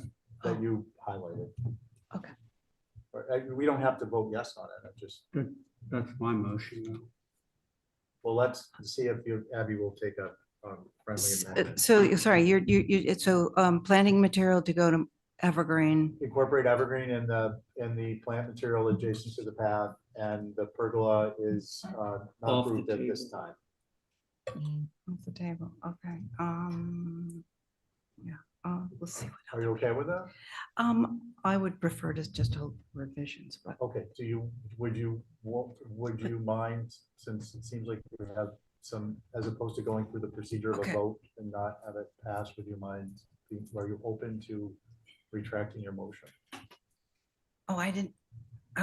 yes, I will retract my motion, which was to hold for revisions. Okay, I mean, you don't have to, I'm just asking you in a procedural matter. No, I didn't understand that, Yeah, that okay. was a, Okay, yeah, I mean, I'm sensitive to what you're trying to accomplish, not Yeah, trying to run that over. Okay, so Ray, your motion? My motion is to switch out some of the plant material by the path with evergreen material and to eliminate the pergola from the approval Okay, and approved otherwise. and so on your motion, All right. let's see. Carrie, Hmm. Hmm. I guess so. I'm a little bit, I think it's still a little too much hardscaping, but I'm willing to compromise. okay, thank you. So just in the interest of that, let's see, Val. I didn't hear the motion, sorry. One more time, can I summarize? Incorporate evergreen material into the partition between the walkway and the driveway parking area, and the pergola is not approved at this time.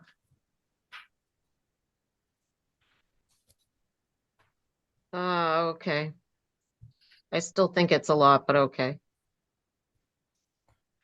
Ooh, Oh, I didn't think we were. yeah, maybe we should do a hold for revisions. As much I don't want to do that, but Well, I mean, I'm from camp in the existing is, hardscape is the full width of the thing, is the parking. So that's the only thing I'm basing it on. I misread the group, I thought, but it seems like we have consensus, albeit not super strong. So we got Carrie, Vale, Abby. What's your vote, Abby? I'm a no. Abby's a no. Okay, fair enough. I'm a yes, and Ray, here's your last chance. yeah. You want, okay. Okay, so that carries, one opposed for the record, Abby. And Mirka, just make it look really super nice like we know you will. We will. Thank you very much. I appreciate it. Have a good evening. Okay. 126 Main Chimney, Yeah, Uriah is online. Uri. Uriah, did you want a screen share? Hello, good evening. Yeah, I would like to screen share. Second. I've been doing these meetings so long, my pen's running out of ink. What?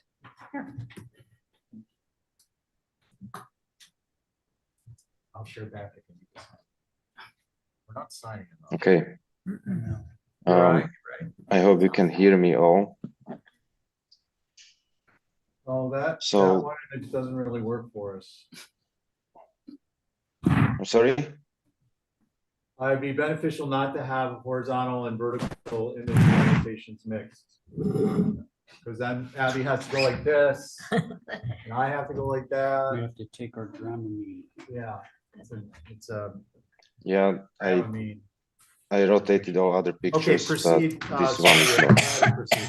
So this was held for view and some changes. I wanted to before I show the plans and what we changed, wanted to mention that this only application for the chimney, not changing any main house elevations or any other changes to the main house for just to be clear. Also for your last comments, where you were I'm saying, sorry to interrupt. Can we, who's doing the presentation? He is. Can we actually see I- that chimney work as opposed to the sideways thing in the neighbors?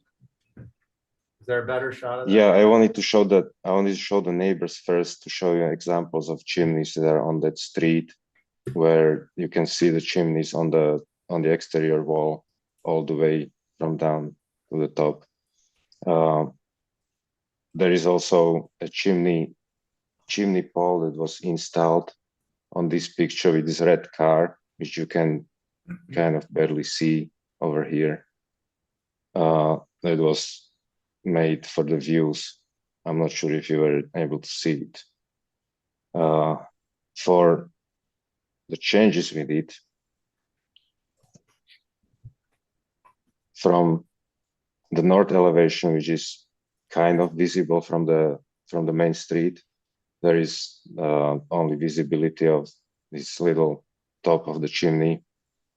From the south, which is partially visible or really hard to see from the Vestal Street, I changed the chimney to be actually sized for the one flute just above the ridge, and I made it to only extend from the first floor only 3 inches, which is visible on this one of the side elevations. And it is only going out 3 inches from the wall.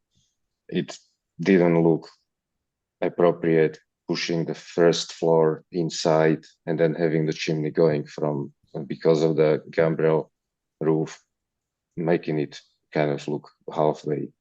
That's why I try to reduce how much it actually comes out from the wall, and considering the visibility and also other houses that are in that neighborhood visible from Vestal Street, I thought this was appropriate.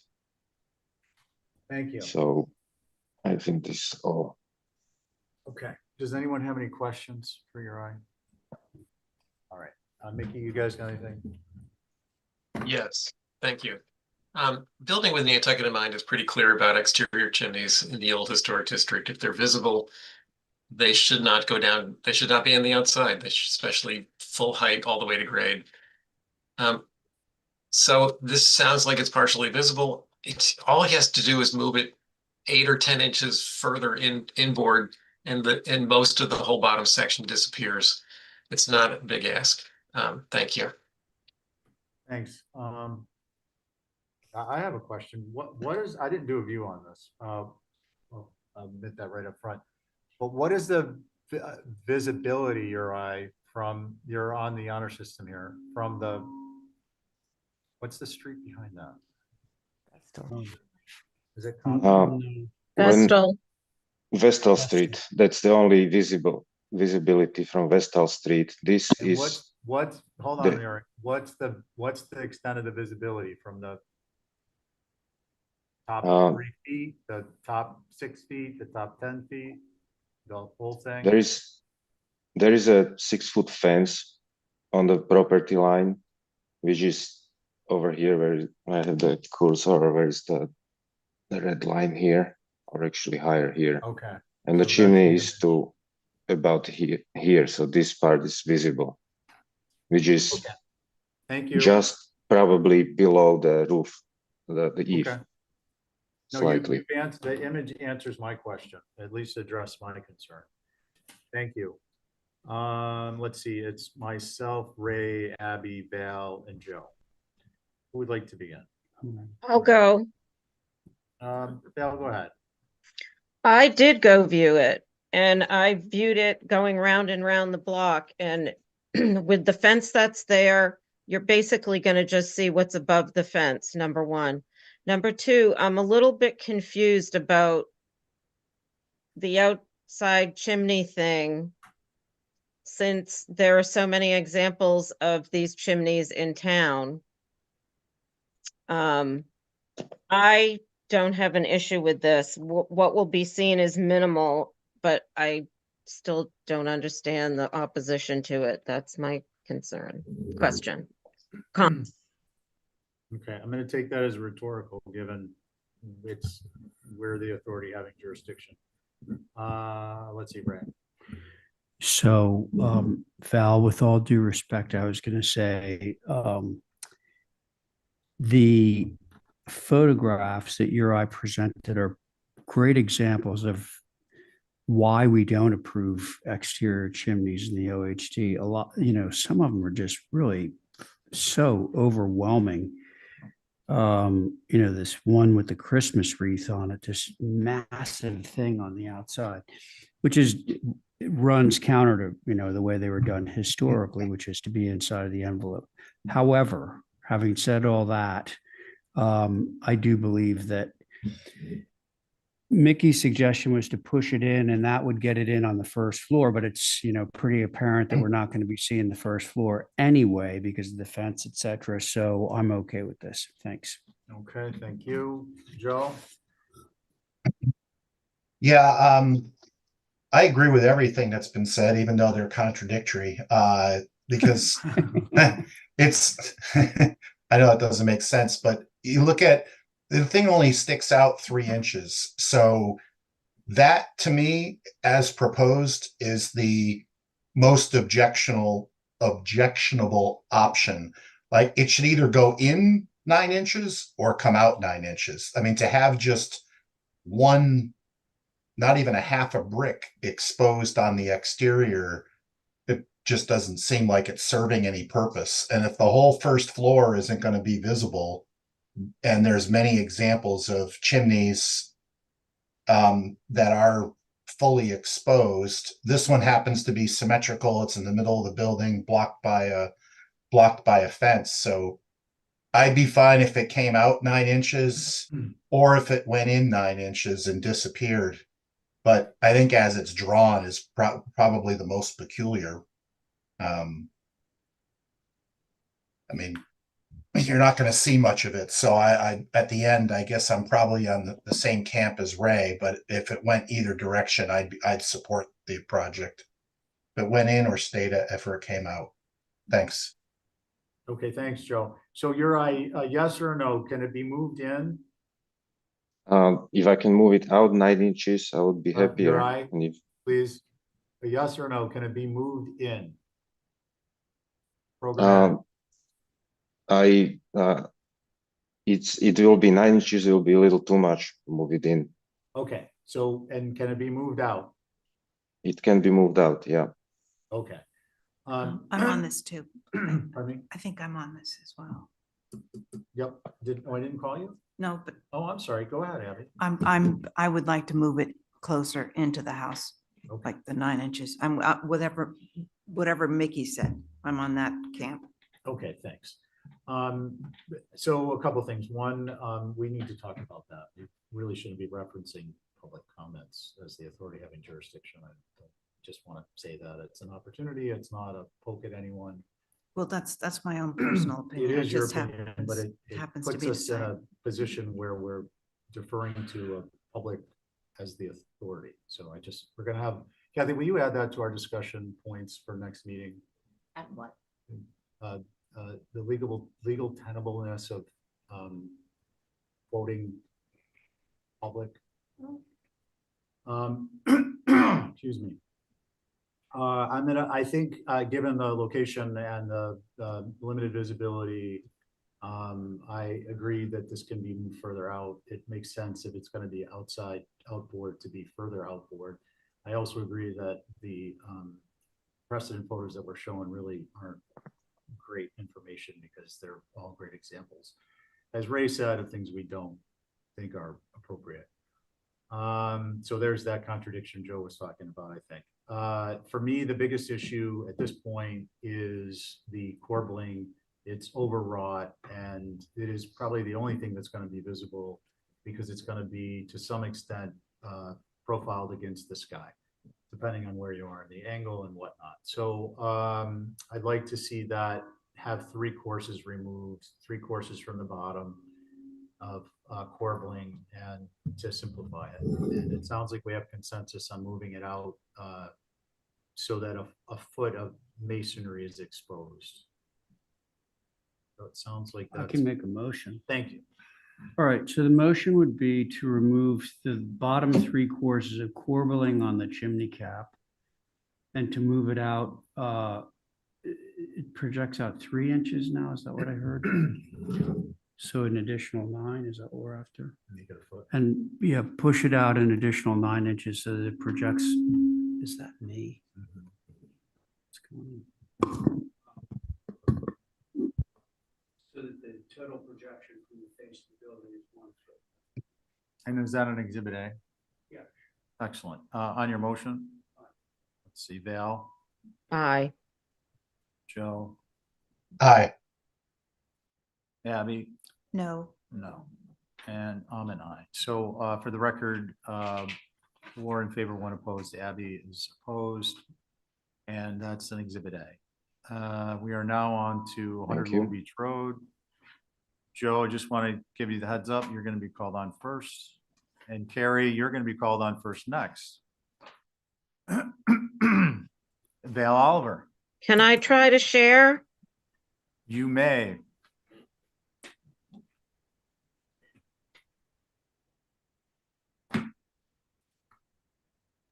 What do I do? Hey, Val, how are you? No, click share and then double click on the application window you want to show us.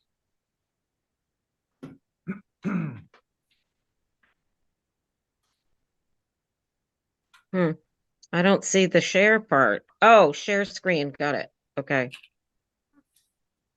Plants are doing well. All right. There you Okay. go. Okay, please proceed. Okay, you guys looked at this at the beginning of January, and by and large, the concern was that what I was proposing to turn into the main mass, I did as a gable forward, and that didn't really resonate with anybody, and it seemed as though it was confusing the hierarchy, and E forward was suggested, so I went and looked at that. And here we go. There was some concern just on the front end that the window fenestration may be too much, but it's 1,075.3 feet from the house to the water's edge, which I took pictures as I was moving backward just to give you guys an idea of the vantage point. That's the back of the house. Here we go. Hold on. House next door, house next door. Bump, bump. Okay, so the one in the top right corner is what I presented before, the gable forward with a big double gable window there in the middle, dormer. And I now have made it an eave forward with slightly higher eave height. I put a widow's walk on it to sort of draw attention to it being the main mass, and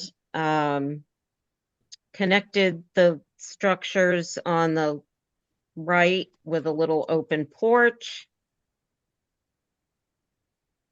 And the back is essentially not changed too much, which I again would note visibility from the road, the beach. And here's the side elevations. Yeah, that's about it. I wanted to point out that if there was concern about the height, I think I'm at 25.1. I took a picture of the former approval that Matt had gotten a year or two ago. I can't get to it. Where is it? Anyway, it was 28.3, so we are well under that. We're trying to keep it as low as possible because of its proximity to the road, and we just want to add a little bit. And yeah, there you go. Oh, here was the former approval right here. Right here. So there And you Bill, go. Can you go back to can you show the first floor existing and proposed plan? The first floor, what? Sorry. Existing first floor and proposed first floor sheet. Yeah. It's really not adding a whole lot. Yeah, okay, thank you. All right, questions for Miss Oliver, anyone? It's myself, Abby, from left to right, Angus, Ray, and Carrie. You're not on it? Val, you remember? Oh, I'm sorry. Yes. It's Joe. It's Carrie, Joe, I said Joe was Angus, gonna go. Abby, and Steven. I need the Yeah. bifocals that you look like an H. Sorry. Let's see. No questions? Joe, you're up. I'm up. Okay.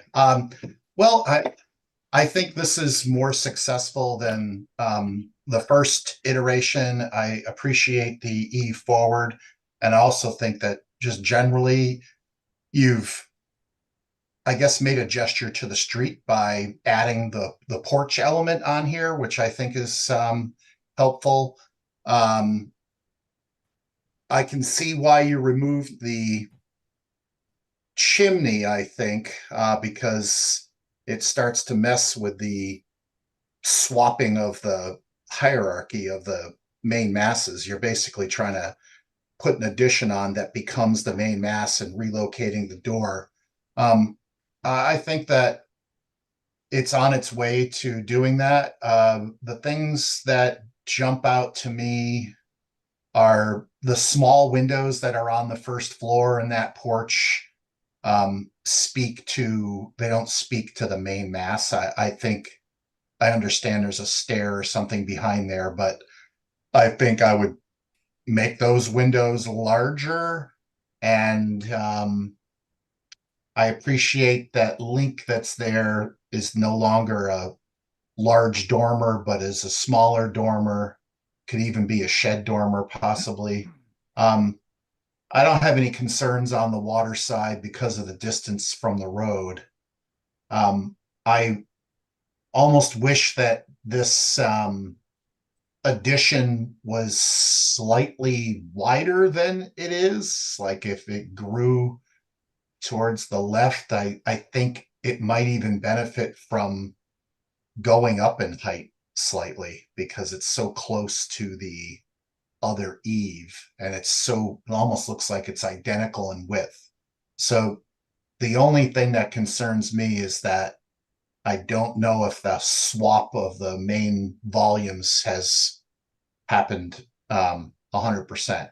Now, and the rear side, it all kind of reads as there's a lot going on in the existing structure, and there's a lot going on in the proposed structure, and I'm fine with all that.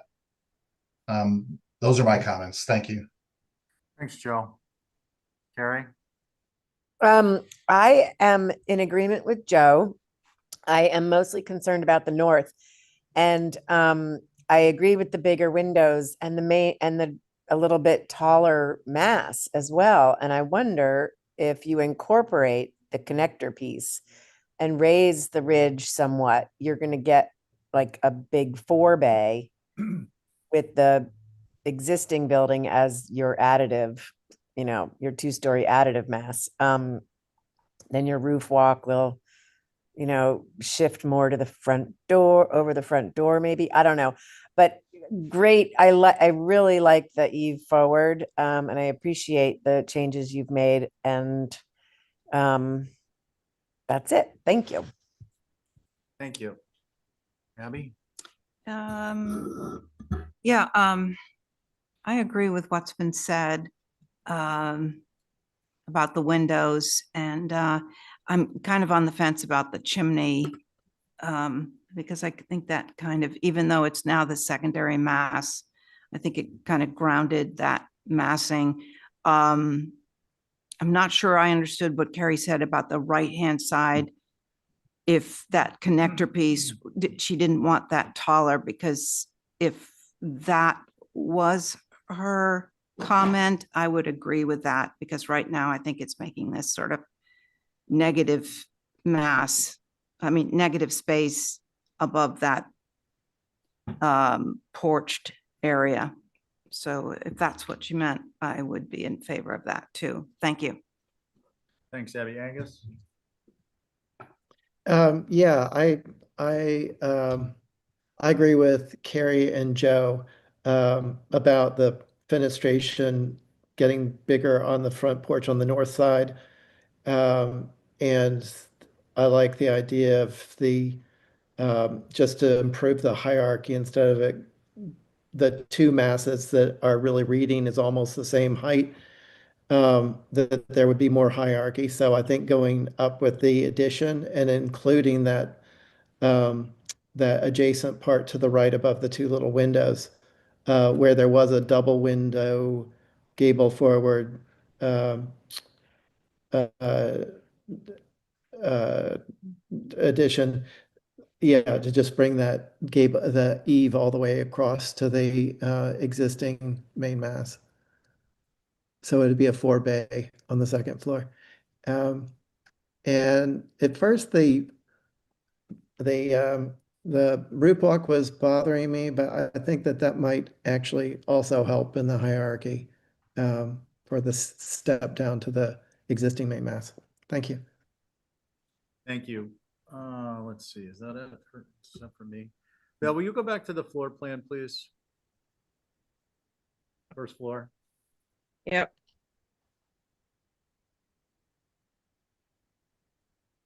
So just not a gotcha question, but the structure that we're currently referring to as the 2-story addition is not further forward than the existing 1.5-story with dormers. And in fact, it's a little bit behind it, right? Correct. Okay, so will you go back to the elevations, please?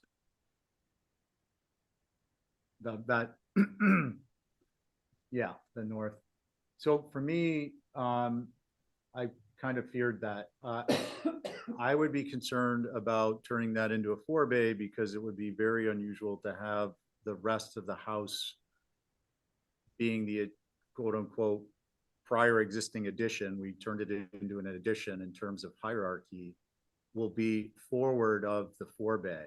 And it will not only be forward of it, but it will literally be conjoined at the hip. So for me, I'm concerned about that. I think that what that would necessitate is a pretty major modification of the to bring what would become a 4-bay forward I don't know if programmatically that's acceptable. If it is, then I would entertain it. If it's not, my thoughts are to, number one, decrease the roof pitch of the connector.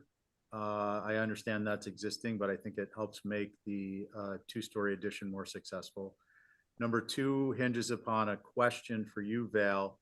The covered porch, what's the roof pitch there? That little alcove? I think it's a 4. It's right here. It goes Okay, and back farther on that section. Right here. You know, Okay, that it was goes hard- back. Gotcha. Okay. And so that's not actually, okay, I got you. That wall's not flush. It's back some. I would consider that like a 3.5 might be beneficial. You'll also get a little bit more out of it on the left side because it's a shallower pitch. And then I'm just wondering if, for me to, it would be beneficial for the dormer vocabulary to transfer. I don't know how that would work with a roof walk, but I think having dormers on the two-story, now you're really not going to be able to, I mean, I know we do that in town, but I'm just wondering if there's some type of an architectural element that's reflective of those dormers that can be transferred over to the two-story addition. The reason I ask is those dormers are such a, to me, a defining character of the existing structure. So you would, Go ahead. you wouldn't want those dormers to change. You'd want to try to, if I'm taking this away from all of you, what you're trying to say is the main mass, what I want to be the main mass has to be more main mass-like. Well, my concern is if what I'm articulating is that if your main mass is more main mass like, it's problematic because it is actually on a planar basis, relative basis, it is behind what it is that is supposed to look more like the addition. The existing structure will, in the hierarchy, be intended to be what looks like an addition, which is in front of, left depth-wise from the street, the main house. Just, it seems very odd to me. I think what you're doing is successful. All I'm looking for is a way to enhance the separation of the two personally by lowering the connector roof pitch. And number two, trying to transfer some of the dormer vocabulary, which is an identifying feature of the structure, into what's being proposed. That's what I'm suggesting. Mr. Chairman, I think that the group is suggesting that you enhance the addition mass to make it more prominent as the primary mass. Yes, you're right.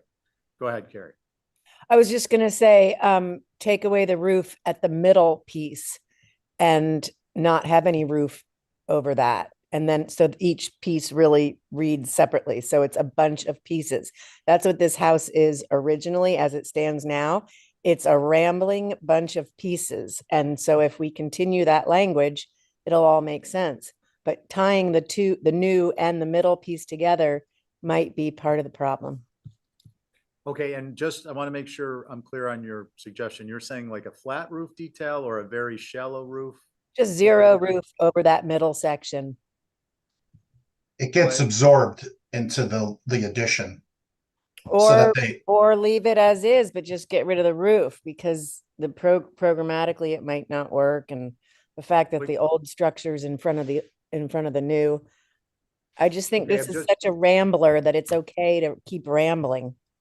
Can you, I'm just trying to get a better understanding when you say get rid of the roof, what will be in its place? Nothing. The porch roof on the middle section where the Okay, I didn't understand you. Yeah, Thank you. just remove that so that Gotcha. it's just reads as, a separate piece, which it is.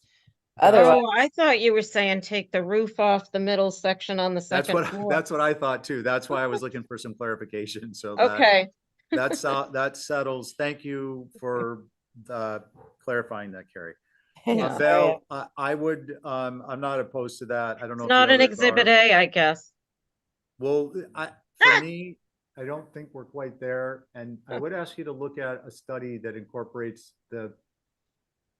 if you could make the addition a little wider without the covered porch there, left to right. And when I say wider, I mean towards the existing structure, and turn it from a 2-story to a slightly taller version of the existing so that you could incorporate dormers. I think it's going to make the existing conditions, regardless of the fact that there's an addition, the presentation of that structure is going to be more cohesive than it is now. Just my 2 cents. Do we want to get a motion for revisions? So moved. I was And gonna Val, make it. you're clear on revisions from the majority? No, but that's okay. I'll figure it out. Okay. On your motion, Abby. I'm an aye. All right. Let's see. Angus, Aye. Joe, Aye. Carrie, Aye. and I'm an aye. Okay, great. Now we're on to 78 Cliff Road. Hey, Sophie. Your board is myself, Abby, Angus, Joe, Carrie.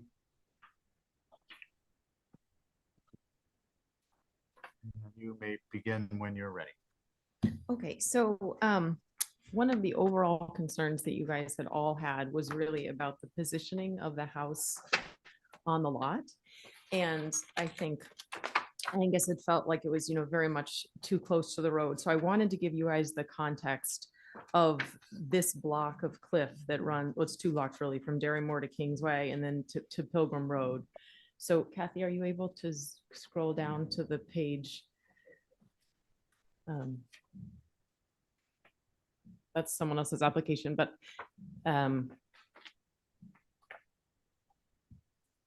it shows you guys that the reason why I had felt okay proposing it as I had originally was because all of the 6 houses that adjoin this are built on their setbacks. They were all approved within the last 25 to 30 years, and 2 of them actually on the last 4 years. So the original proposal had this house sitting 5 feet further back from the road than all the others. But then, to speak to your concerns, I pushed it back yet again. So it would be sitting 15 feet further back from the road than the photo, than all the houses that you guys are seeing on the right in that photo. Kathy, can we scroll down to I think it's the 4th page.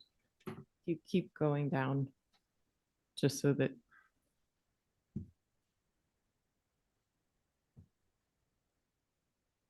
So is that making sense to you guys, the context of this portion of Cliff Road? It just so happens that everyone had built right to the front. So now on the site plan I've proposed, so can we zoom into that photo right there on the right? And then that's the aerial to the left of it, showing that you can see all of these houses just on this stretch or right up. So the new proposal is that it would sit 15 feet further back than all of those houses. And then we did the same on the Darrymore side. So you'd ask for a little more streetscape information. So if you scroll down to the next slide, that shows Darrymore, the streetscape there. And we had the file for the house that was one back. So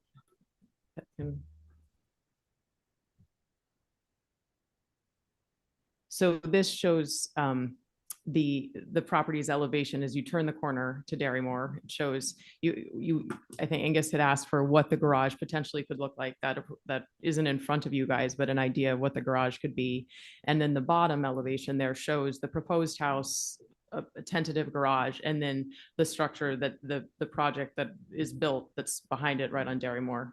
So my hope there was to show you guys that it's no larger than anything around it. It's actually smaller in some ways. And I pulled it back in both directions. Then Kathy, if we could go back to the top, the elevation about which you had the most concern was that facing Cliff Road. And I think Carrie had almost gotten me fired by saying that it looked like a duplex. Sorry, it's the north elevation. Oh, sorry, I thought it was Kathy. So the first slide, which is the north elevation, there had been two gambrels facing the street on the original application.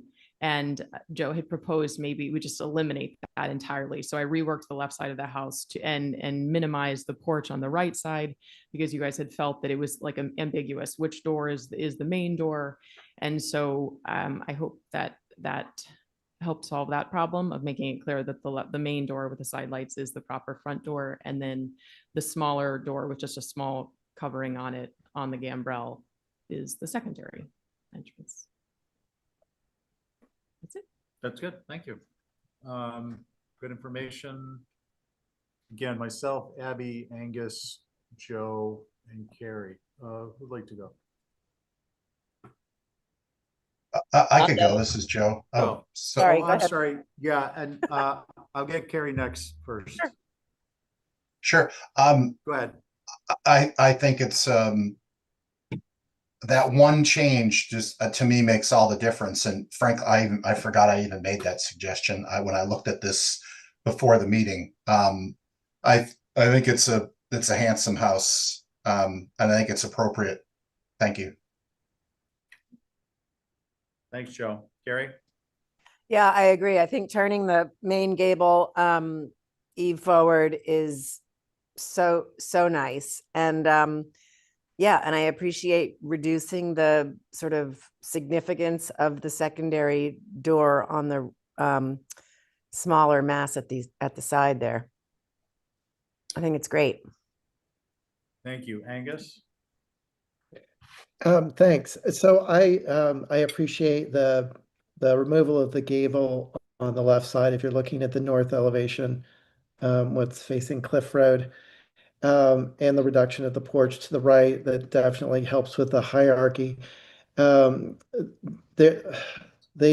mass that is to the right, though, the gambrel forward, is still virtually the same size as the main mass, so that still seems like it's competing.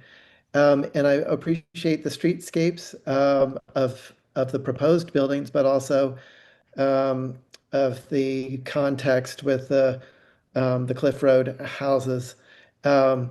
It's unfortunate that we have that. Like that isn't the streetscape that is on Cliff Road except recently. So I can't say much about that except that I'd hate to use it as an example of what to do in the future. And I think I appreciate the changes that have happened. I think the only thing would be to somehow reduce the presence of that gable forward on the north side. Otherwise, I think you've made really good changes. Thank you. Thanks, Angus. Abby? Yeah, it's a bit too grand a scale and detailed for what, in my mind's eye, is on that corner of Derrymore and Cliff. I think, we're still seeing at least 3 gambrel roofs, and with, the detailing with the shutters and the detailing on the balustrade, and it's got a high presence for this end of Cliff. I could see this at the beginning of Cliff Road, but as you're going out, it gets a little simpler. So I would like to see a simpler, just sort of pared down. Thank you. Thanks, Abby. Let's see, was there anyone else except for me? No. So I'm actually, Sophie, I really appreciate that change. Great example of how working with the HDC on the rotation of the gambrel is what I'm speaking of on that left side. And it really changes the nature of the structure, I think, in a positive way, given the locations and the concerns about presentation from the street. So I'm supportive of that. I think it's successful. And what are the colors, like the shutters, meant to be? So it was proposed as all white. So I think that would maybe be my only concern with this. Oh, the other concern I have is was the garage approved? No, none of the other structures. That was just, you guys had asked what, Okay. But nor is that shed. Just forecasting if I'm sitting, the garage, either height, size wise, looking at let's see, the street perspective adjacent to 38 Darrymore it's much too large to be that close to 38 Darrymore. It makes the house look like 38 Darrymore look like it's a big garage, but it's got a front. If this structure were to come in, I would be very concerned about that. Okay. And I think part of the solution is maybe shifting it towards the house if programmatically that's acceptable.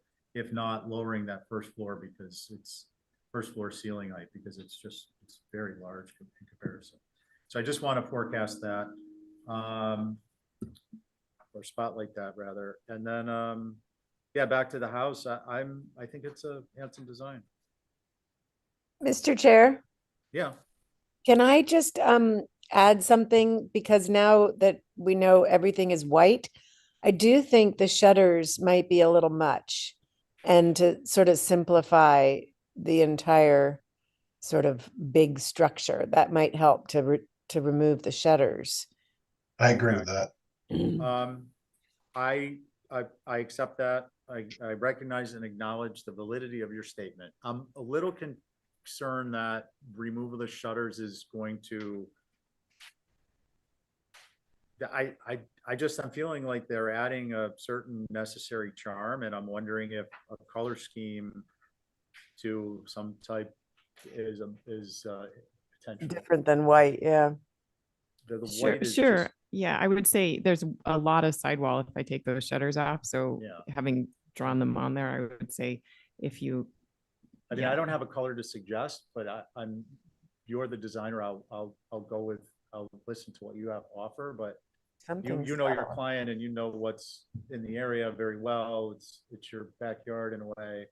There are a few, you guys have approved a lot with forest green shutters on Cliff where it's white trim wood roof and forest green shutters. Okay. Does anyone have thoughts about that? I And like what the about forest white green trim idea. overall? I'm sorry, Joe, or was that Carrie? That was Angus. Angus. Oh, I was just saying that I like the idea of the dark green shutters. That's classic with the white trim. Okay. And this is Joe speaking. I agree with that. I think Sophie's suggesting just the shutters, but Right, yeah. yeah, I think that would be successful.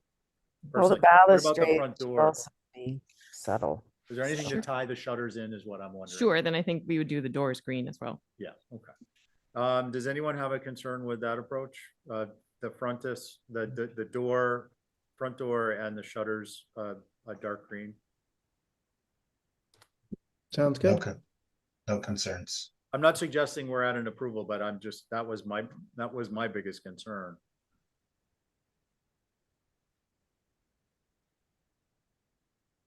Anyone? I would motion to approve as revised with the shutters changed to an Essex green. And the front door? And the front door, yes, thank you.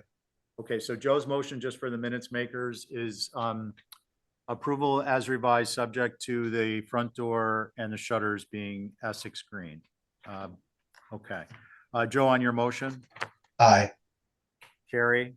I can second that for discussion. I'm just concerned, is it just the front door or the other doors? I'm sorry, Angus, what were you saying? Is it all? Oh, when the suggestion came up of doing the door, tying that with the shutters, I thought that was for all the doors. Are you saying only Yes, the and front I door? think I misspoke.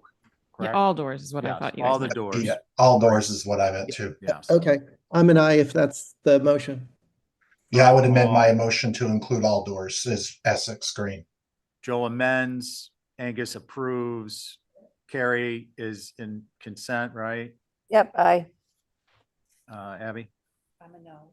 Abby is a no, I'm an aye. So for the record, 4 in favor, 1 opposed, Abby Camp. Thank you. Thank you guys very much. I wrote up the You did. conditions. Okay, great. Thank you. And now we are on to 7 Folger Lane.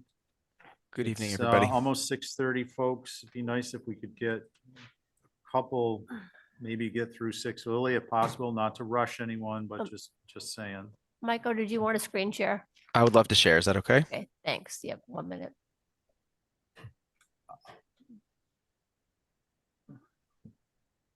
I don't think we're gonna make it to you guys, but you're welcome to stick around. Somebody might not show up. You know, we have a 7 o'clock hard stop on old business. Okay, well, I can be quick. I'm happy to be. Okay, go ahead. Sure. Can you see my screen? We can. You see this rendering of the garage, correct? Yep. For some reason, I can't see it, but that's okay. Okay, so this garage at 7 Folger Lane is the application we're talking about. Michael? Your primary concerns last time Michael? were, yes. I just want to confirm that what we're looking at is a garage in a snowstorm. Was that it? That's Okay. it. But Here, we I'll- just went to the application. There we go. Okay. Yeah, there we White go. out. I'm showing this rendering of the building because it features most of the changes that we made for a quick summary here. So your primary concerns previously that were that the building was a little bit tall.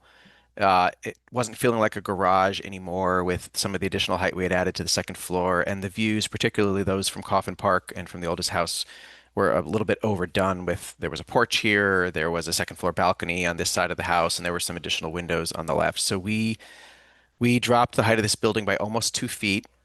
We completely removed the porch and second floor balcony from this side of the building and reduced the size of the dormers on both sides of the building, specifically this side where there had previously been some sliding doors, which were obviously dramatically more visible from the surrounding area. We also reduced the number of windows on this back side of the house, back side of the garage, which are visible from Coffin Park, and modified the trim a bit to be more harmonious with the house and bring the eave a little bit lower even so. So if I jump to the building elevations, you can see the changes we made. We really focused on reducing glazing. We removed this porch again completely from the south exposure. So you can see the previous south exposure on the left here, and the new south elevation on the right.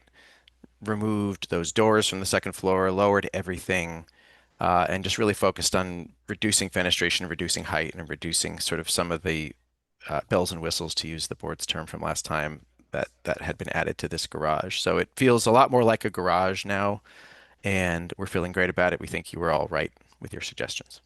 That's all I have. That sounds good. Thank you.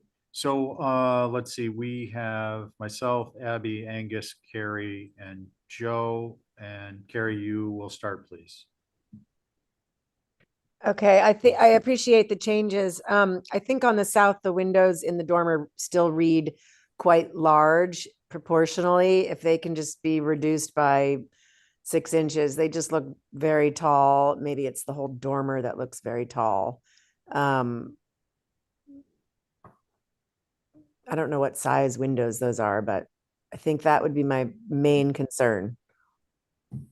Okay, thank you.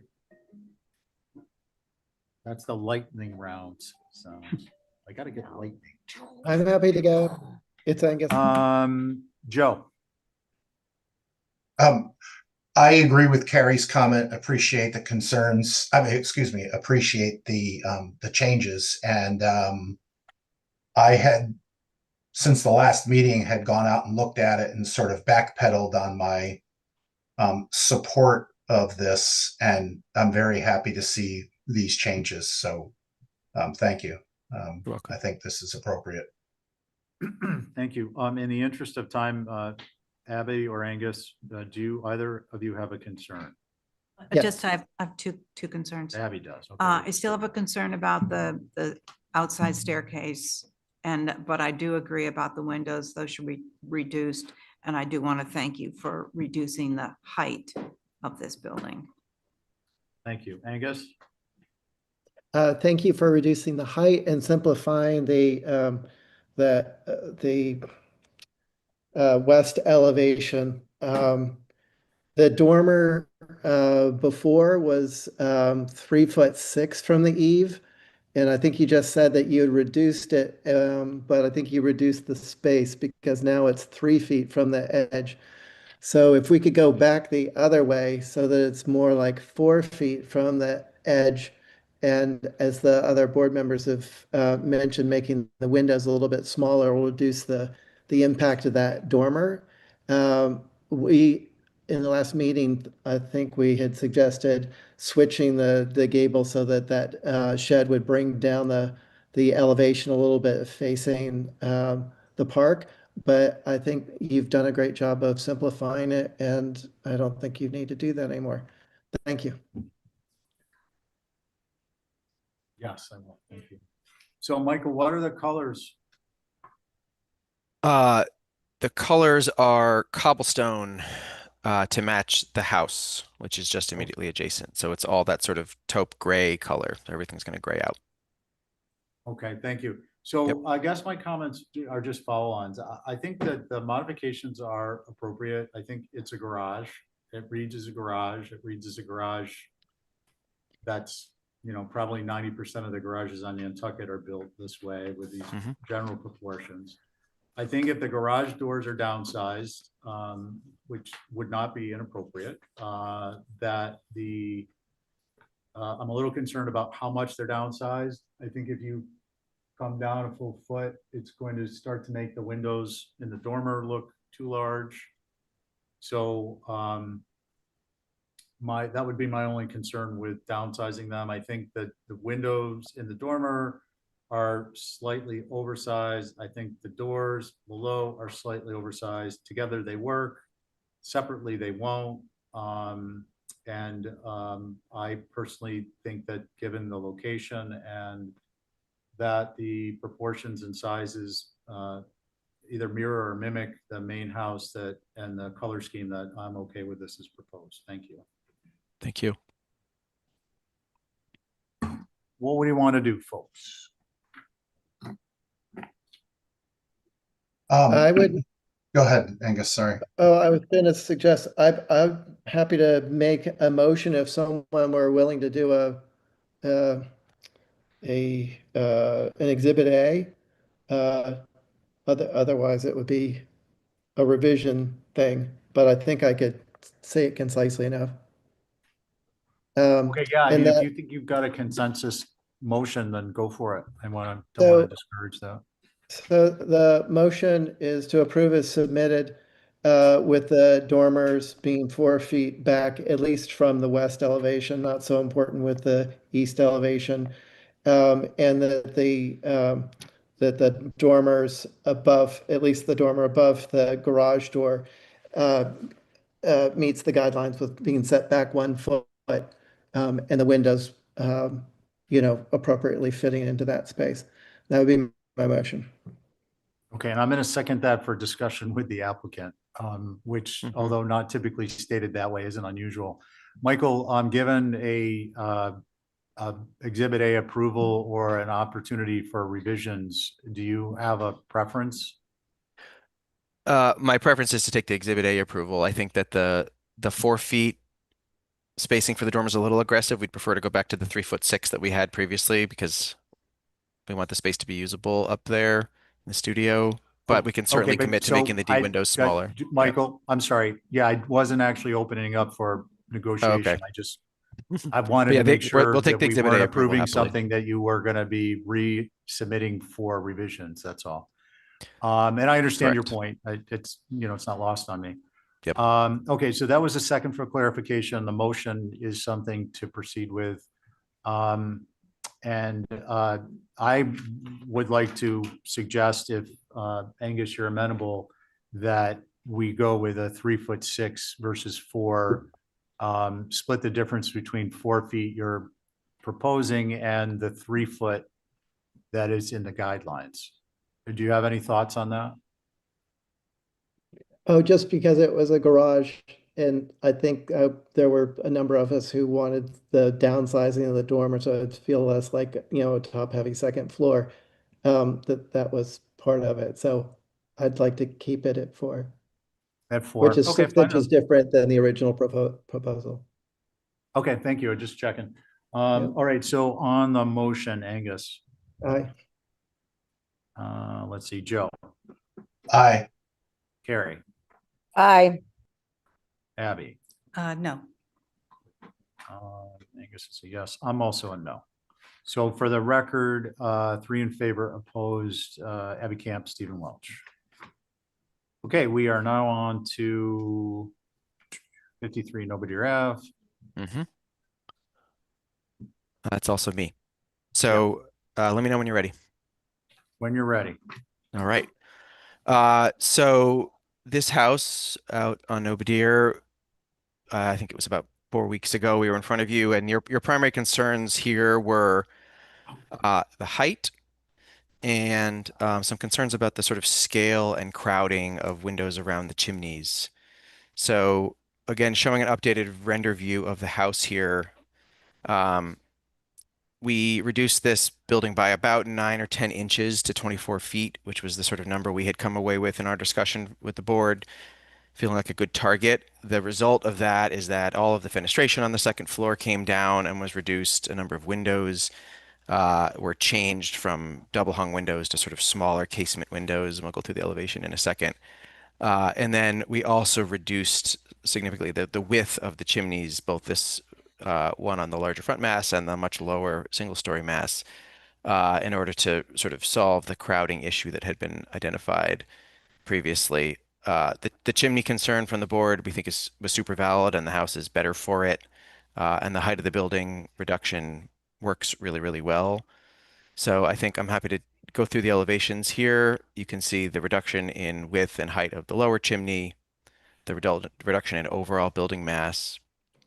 And then on the water side of the house, all of the second story windows and doors came down by about 6 inches, and a number of them, as mentioned, changed from sort of larger units to smaller casement windows. On the west elevation, you can see how this chimney got significantly smaller, and we got a significant amount of space around that chimney to allow the windows and doors to breathe. So I think those were the primary concerns with the board last time. As a reminder, the colors here are natural trim with a gray sash. We think that this house is sort of going to feel low and appropriate in this area. That's all I have. Thank you. I have a question before we start, but I'll see if anyone else does. Any questions, anyone? Okay, Michael, can you bring the elevation, the lower of the two there? Yep. No, go back to the, yeah. Yep. Can you zoom in on the, yeah. My question is, do you have a lighter gray that you could use for basement windows? And the reason I ask that is I think you unnecessarily and inappropriately disadvantage the elevation, the presentation of the elevation by showing those as dark as they are. I understand they're a dashed line, but it just, we're never going to see those. So I would just caution that for the future. So do you have a gray instead of a black was rhetorical. Let's see, who would like to begin? Connie.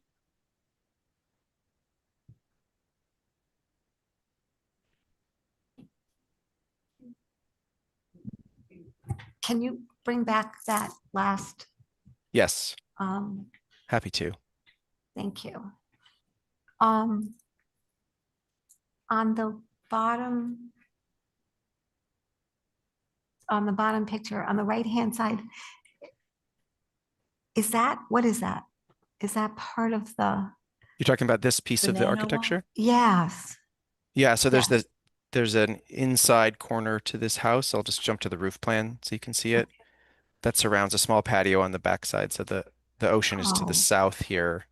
And then there's an internal property view here off of this deck in this inside corner. So that's what you're seeing in the distance.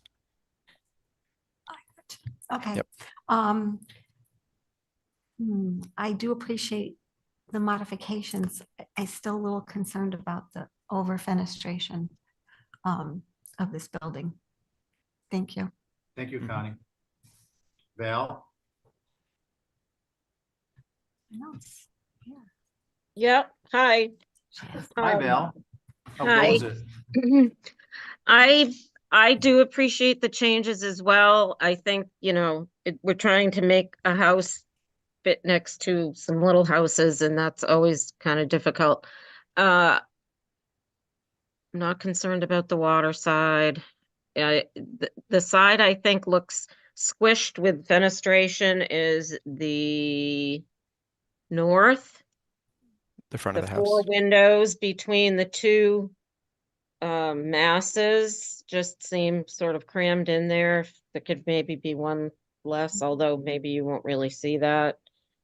Just looking on the flat, it looks kind of funky, but I think it's okay. Thanks, Val. Thank you, Bill. Angus, before we get on this one, on the last one, you volunteered an exhibit A. Without it, we can't have an exhibit A without an exhibit A-er, and you're the exhibit A-er if you stop in the office tomorrow. Is that cool? Oh, me? Is that Angus? Yeah, no, I'm sorry, I Yes. can't. Yeah. Yes. Okay, cool. Thank you. Go ahead, comments on this application? So I appreciate the changes that have been made. It would be preferable to have the chimney inside. Um, I think one of the things that is making it tough to fit in with the minuscule, relatively minuscule structures that were in this area and still are to the west of this is the height. And I think you've done a good job with reducing the height, but the volume of that dormer that faces the street, I think contributes to the feeling of height. And I think that it would be really easy to bring those cheek walls into the windows. And it's already sort of off center on the main roof plane. I can see that that's just an air well, sort of a cathedral ceiling for the stair. So if the cheeks could come into the either side of those window trim, and it looks like you need the headspace all the way to the right. So then scoot it as far as it is to the right. So you're able to keep the plan. But I think that would really reduce the feeling of the volume of the second floor facing the street. And I'm fine with what's in the back because I think it's far enough away. And I appreciate the natural trim and neutral colors. Thank you. Thank you. Thanks, Angus. Abby?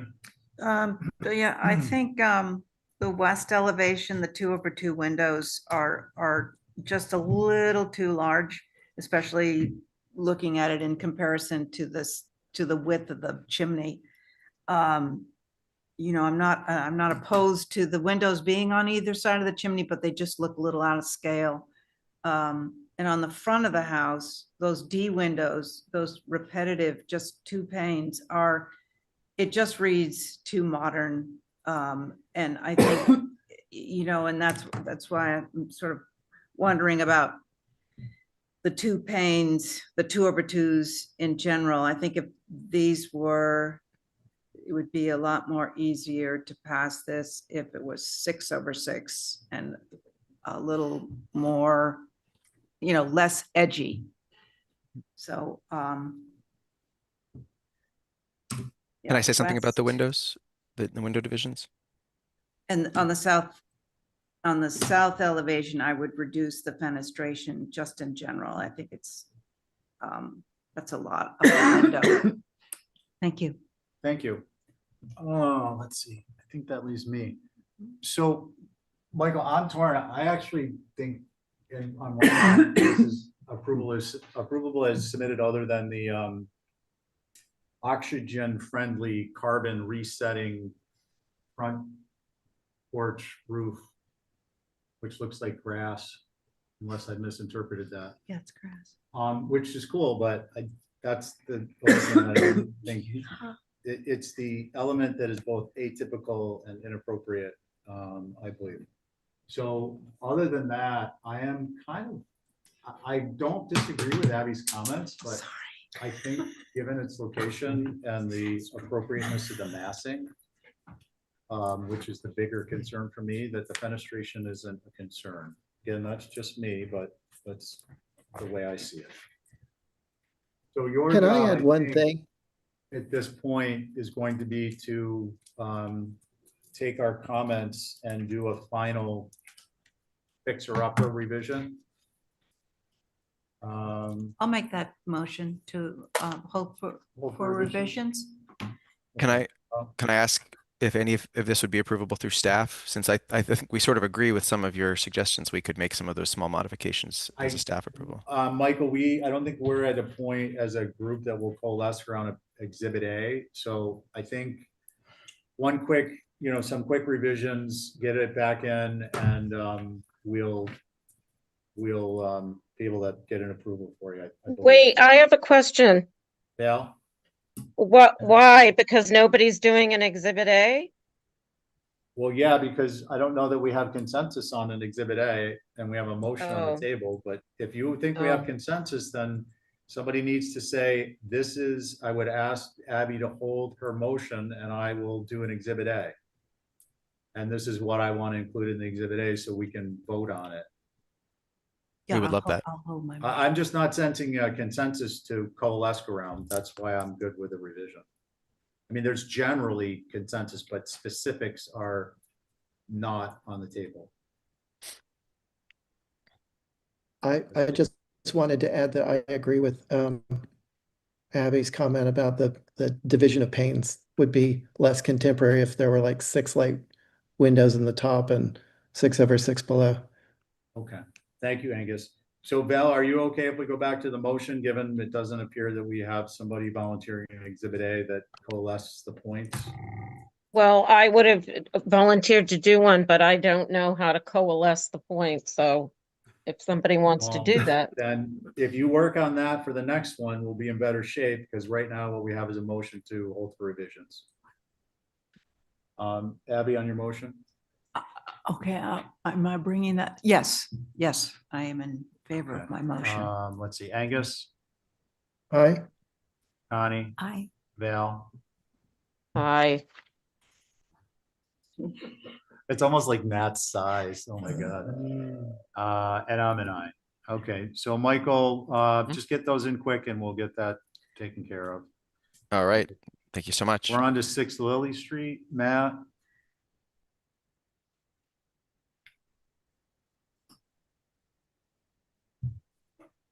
Last heard in December.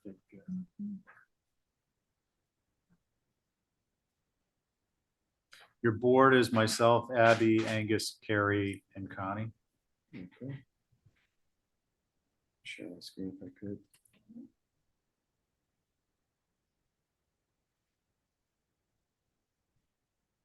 Second. So this is 6 Lily Street. You've seen this before a few times. So I'll just cut right to it. So we made some fairly dramatic reductions in the size and scale of this addition. So took all your comments to bear and really stripped back the scope and scale of the additions. So they're actually pretty dramatic, I would say. Most of the addition was kind of towards the south of the property and to the west.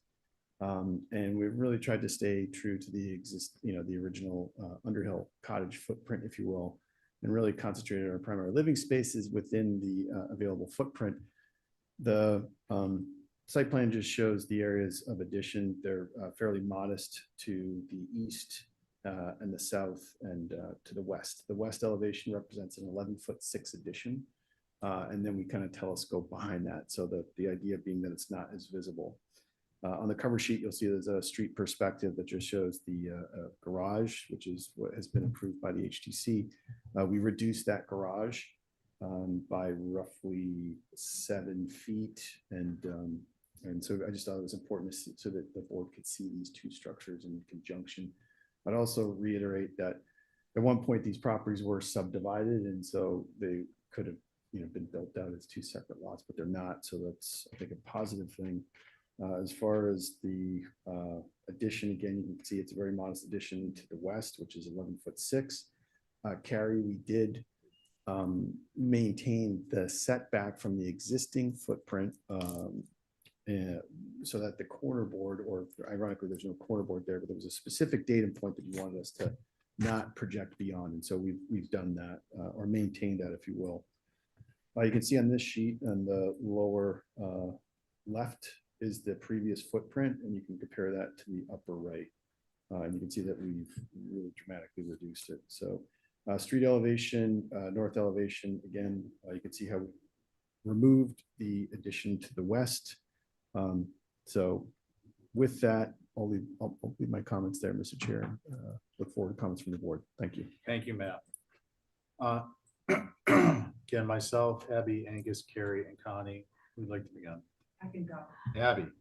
Thank you so much, because I was on a really bad streak, a very negative streak, and you have made my evening now by all this reduction, and I applaud you and thank you for lifting my spirits. I thank you too, Matt, So for lifting Abby's spirits. Yeah. Ray, did you want to comment? I'm not. Oh, no, I thought you were gonna As, comment. as a non-voting member, I'll say that was very nice. Yeah, I agree. Angus, would you like to say something equally as kind? Well, I No? appreciate the reduction from, well, and I always am happy to hear Abby feeling better. Yeah, there's still some characteristics that are just out of character. The triple 3/3 is out of character with the facades of these underhills. And also the mass of that addition, when you're looking at the north elevation, just the volume of height to width competes with the existing faces that face the street. And also it's almost, I may as well be in line with the main 2-story or story and a half mass. I think there might be a foot there, and it should be more like 4 feet. The rest of it, I don't think is going to be that visible, and I appreciate the revisions from the original proposal. And I'm still not in favor of it moving closer to the street, changing the streetscape that there's been since the 1880s when it was built. That's all. Thanks. Thank you. Let's see, Connie. Bravo, Matt. I think this is more than appropriate. Thank you. Thank you, Connie. Carrie. Yeah, I appreciate the concessions you made for us, and I totally see the original building here. It's a good reno addition. Thank you. Thank you. Do we have a motion? Abby, I'll make a motion to approve as submitted. on your motion. I'm an aye. Angus, Nay. Carrie, Aye. Connie, Aye. I'm an aye. And for the record, 4 in favor, 1 opposed. Angus opposed. That moves us to an historic determination that our preservation planner indicated is consistent with the maintaining the historic character of the structure. Is there a motion? Motion to approve is submitted. Same board on your motion? Aye. Carrie, Aye. Angus, Aye. Abby, Aye. and I'm an aye. Okay. And just like that, we're on to 7 Orange Street, which is very likely going to be our last one of the evening, given it's 5 to 7. Mr. Chair. Chairman? I think I Carrie need- has something to say about Oh, this. Yeah, Well, I just want to Carrie? I just want to recuse from this. Okay, so I'm gonna name Connie and Joe, and I'm gonna write down a number between 1 and 10. Connie, 8. Closest without going over. Joe, 6. Closest without going over 6 because I picked 7. So Joe, you're active on this application going forward. Connie will maintain as the alternate. Carrie is recused. Matt, Thank you, Mr. Chair. So I'll just jump right into it. So At the previous meeting, we reviewed one of the kind of two, there was a number of different things that we talked about, but one of them, one of the more significant ones was the 3/5 bay. And we submitted a photograph of the original structure. And we highlighted the windows that indicate that it was a 3/5. So I just wanted to start with that. We know that it's not typical, if you will, but it was historic. And again, one of our goals is to rebuild this structure that was here prior to the Great Fire. Two was the relationship to 5 Orange, which is a really beautiful building. And it's brick and it's of a certain size and scale. And so what we've done with the 3-dimensional scan is we're able to cut a cross section. And so we wanted to show you the comparative size between 5 Orange and 7 Orange. So 5 Orange obviously has a larger footprint. It's slightly taller, and it's also all brick, where this structure is a combination of shingles and clapboard. So I think that the perception that this structure, proposed structure, might overshadow 5, I think just by nature of the size, scale, height, and building material, 5 is going to remain the important structure it is. We also provided just some photographs of the building itself, which is, again, just a really beautiful building. Beyond that, we've made some revisions to the structure. Primarily, I'm just going to scroll down to the elevations. On the south and north elevation, we've gotten rid of the quarter round windows, which I know were not popular. We did retain the bay. We provided some historic antecedents, if you will, of the bay.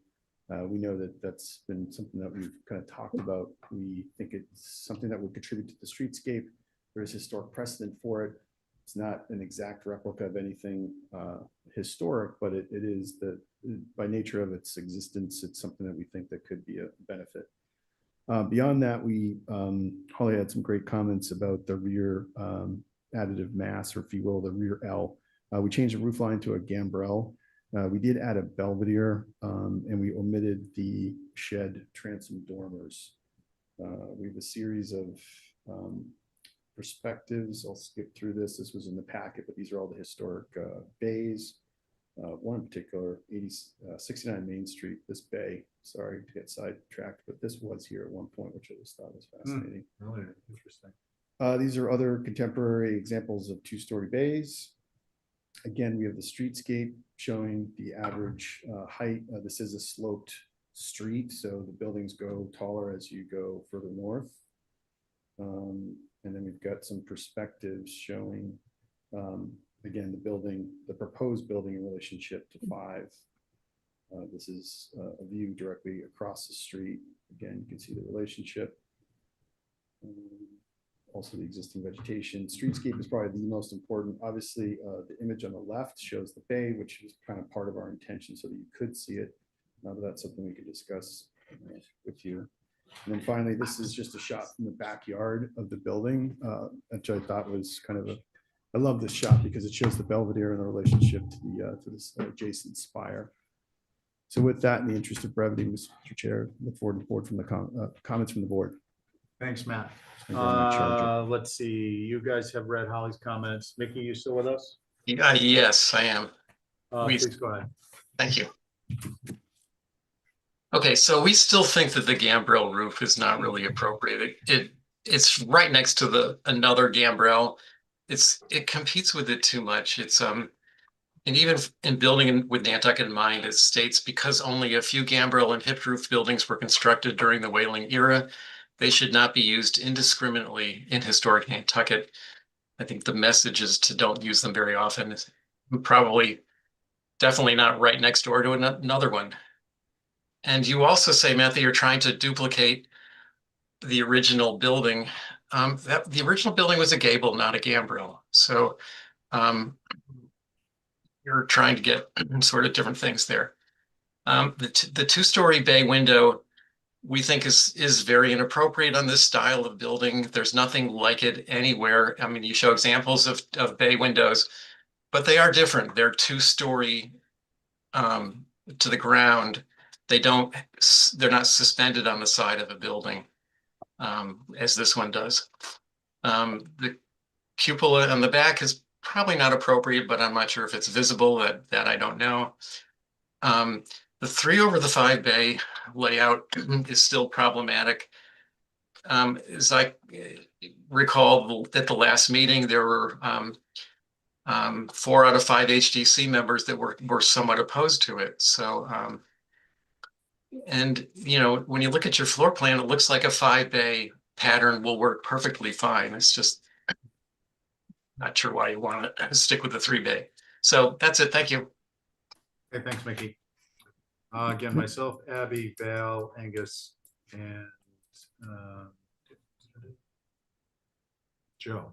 Mr. Chair, can I just respond to one thing briefly? Because Very, very briefly, because we're over our.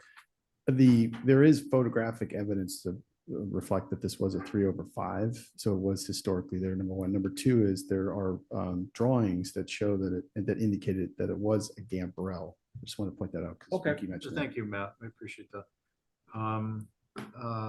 Providing the historical context. Okay, so let's see, Joe.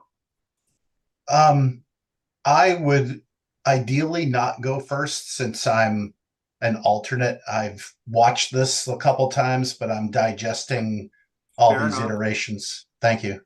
Fair enough. I'm Let's happy see, to go. Val. I just texted her. She went off for some reason. I can go. It's Angus. Val's not here. Yeah, I don't know why. I just texted her. To say she's on this. Angus, well, I'm actually, yeah. Hold on one second. I'm debating that, continuing. Okay. How do you feel about it? Yeah, I'm okay with that. It's at the end of the night. It's a long night. It's a big project. It's an Yeah. important project. We Totally got a fine. hard stop at 7. I don't mean to disenfranchise you in terms of being here and being Not at all. present, but. I totally get it. I actually thought we were going to stop at 6, Lily, so I totally understand. All right. If I could just. be And here then at the next that'll meeting. solve for not having Val here. and Yeah. it's- Okay. Totally understand. So will the record will reflect that we will continue this to the next, Right, and then we'll give Jill an opportunity to watch the meeting. yeah, to more. give Joe a chance to catch up. And I guess the question is, do we want to do it at the beginning of the next new business? Or Matt, are you okay with doing it at the beginning of the next 100%. old business? After, The next new business. which is we'll next do it at the beginning of the next old business. Okay. Okay, just to be clear. Okay, so he's already submitted his packet, so we're gonna just roll him over. A lot of great stuff on YouTube, so. All right, thank you, everyone. Can we get a motion to adjourn? What about the minutes, Mr. Chair? Can I get a motion to approve the minutes of So February moved. 3rd? It'll be Abby, myself, Connie, and who's with us still? Joe, Angus? Joe and Angus. Okay, Joe I'm and here. Angus. On the motion, Abby, And Aye. Carrie's too. Connie, Aye. Joe, Aye. Angus? Hi.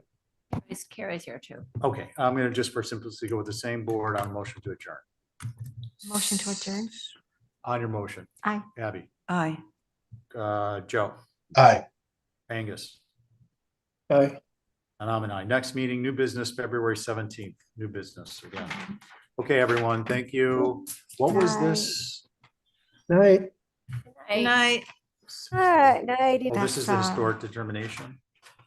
No, I didn't sign For either. 6 Lily? I didn't sign No. either Jefferson of has 6 short lilies. definition. Sixily was just a straight up Abby felt better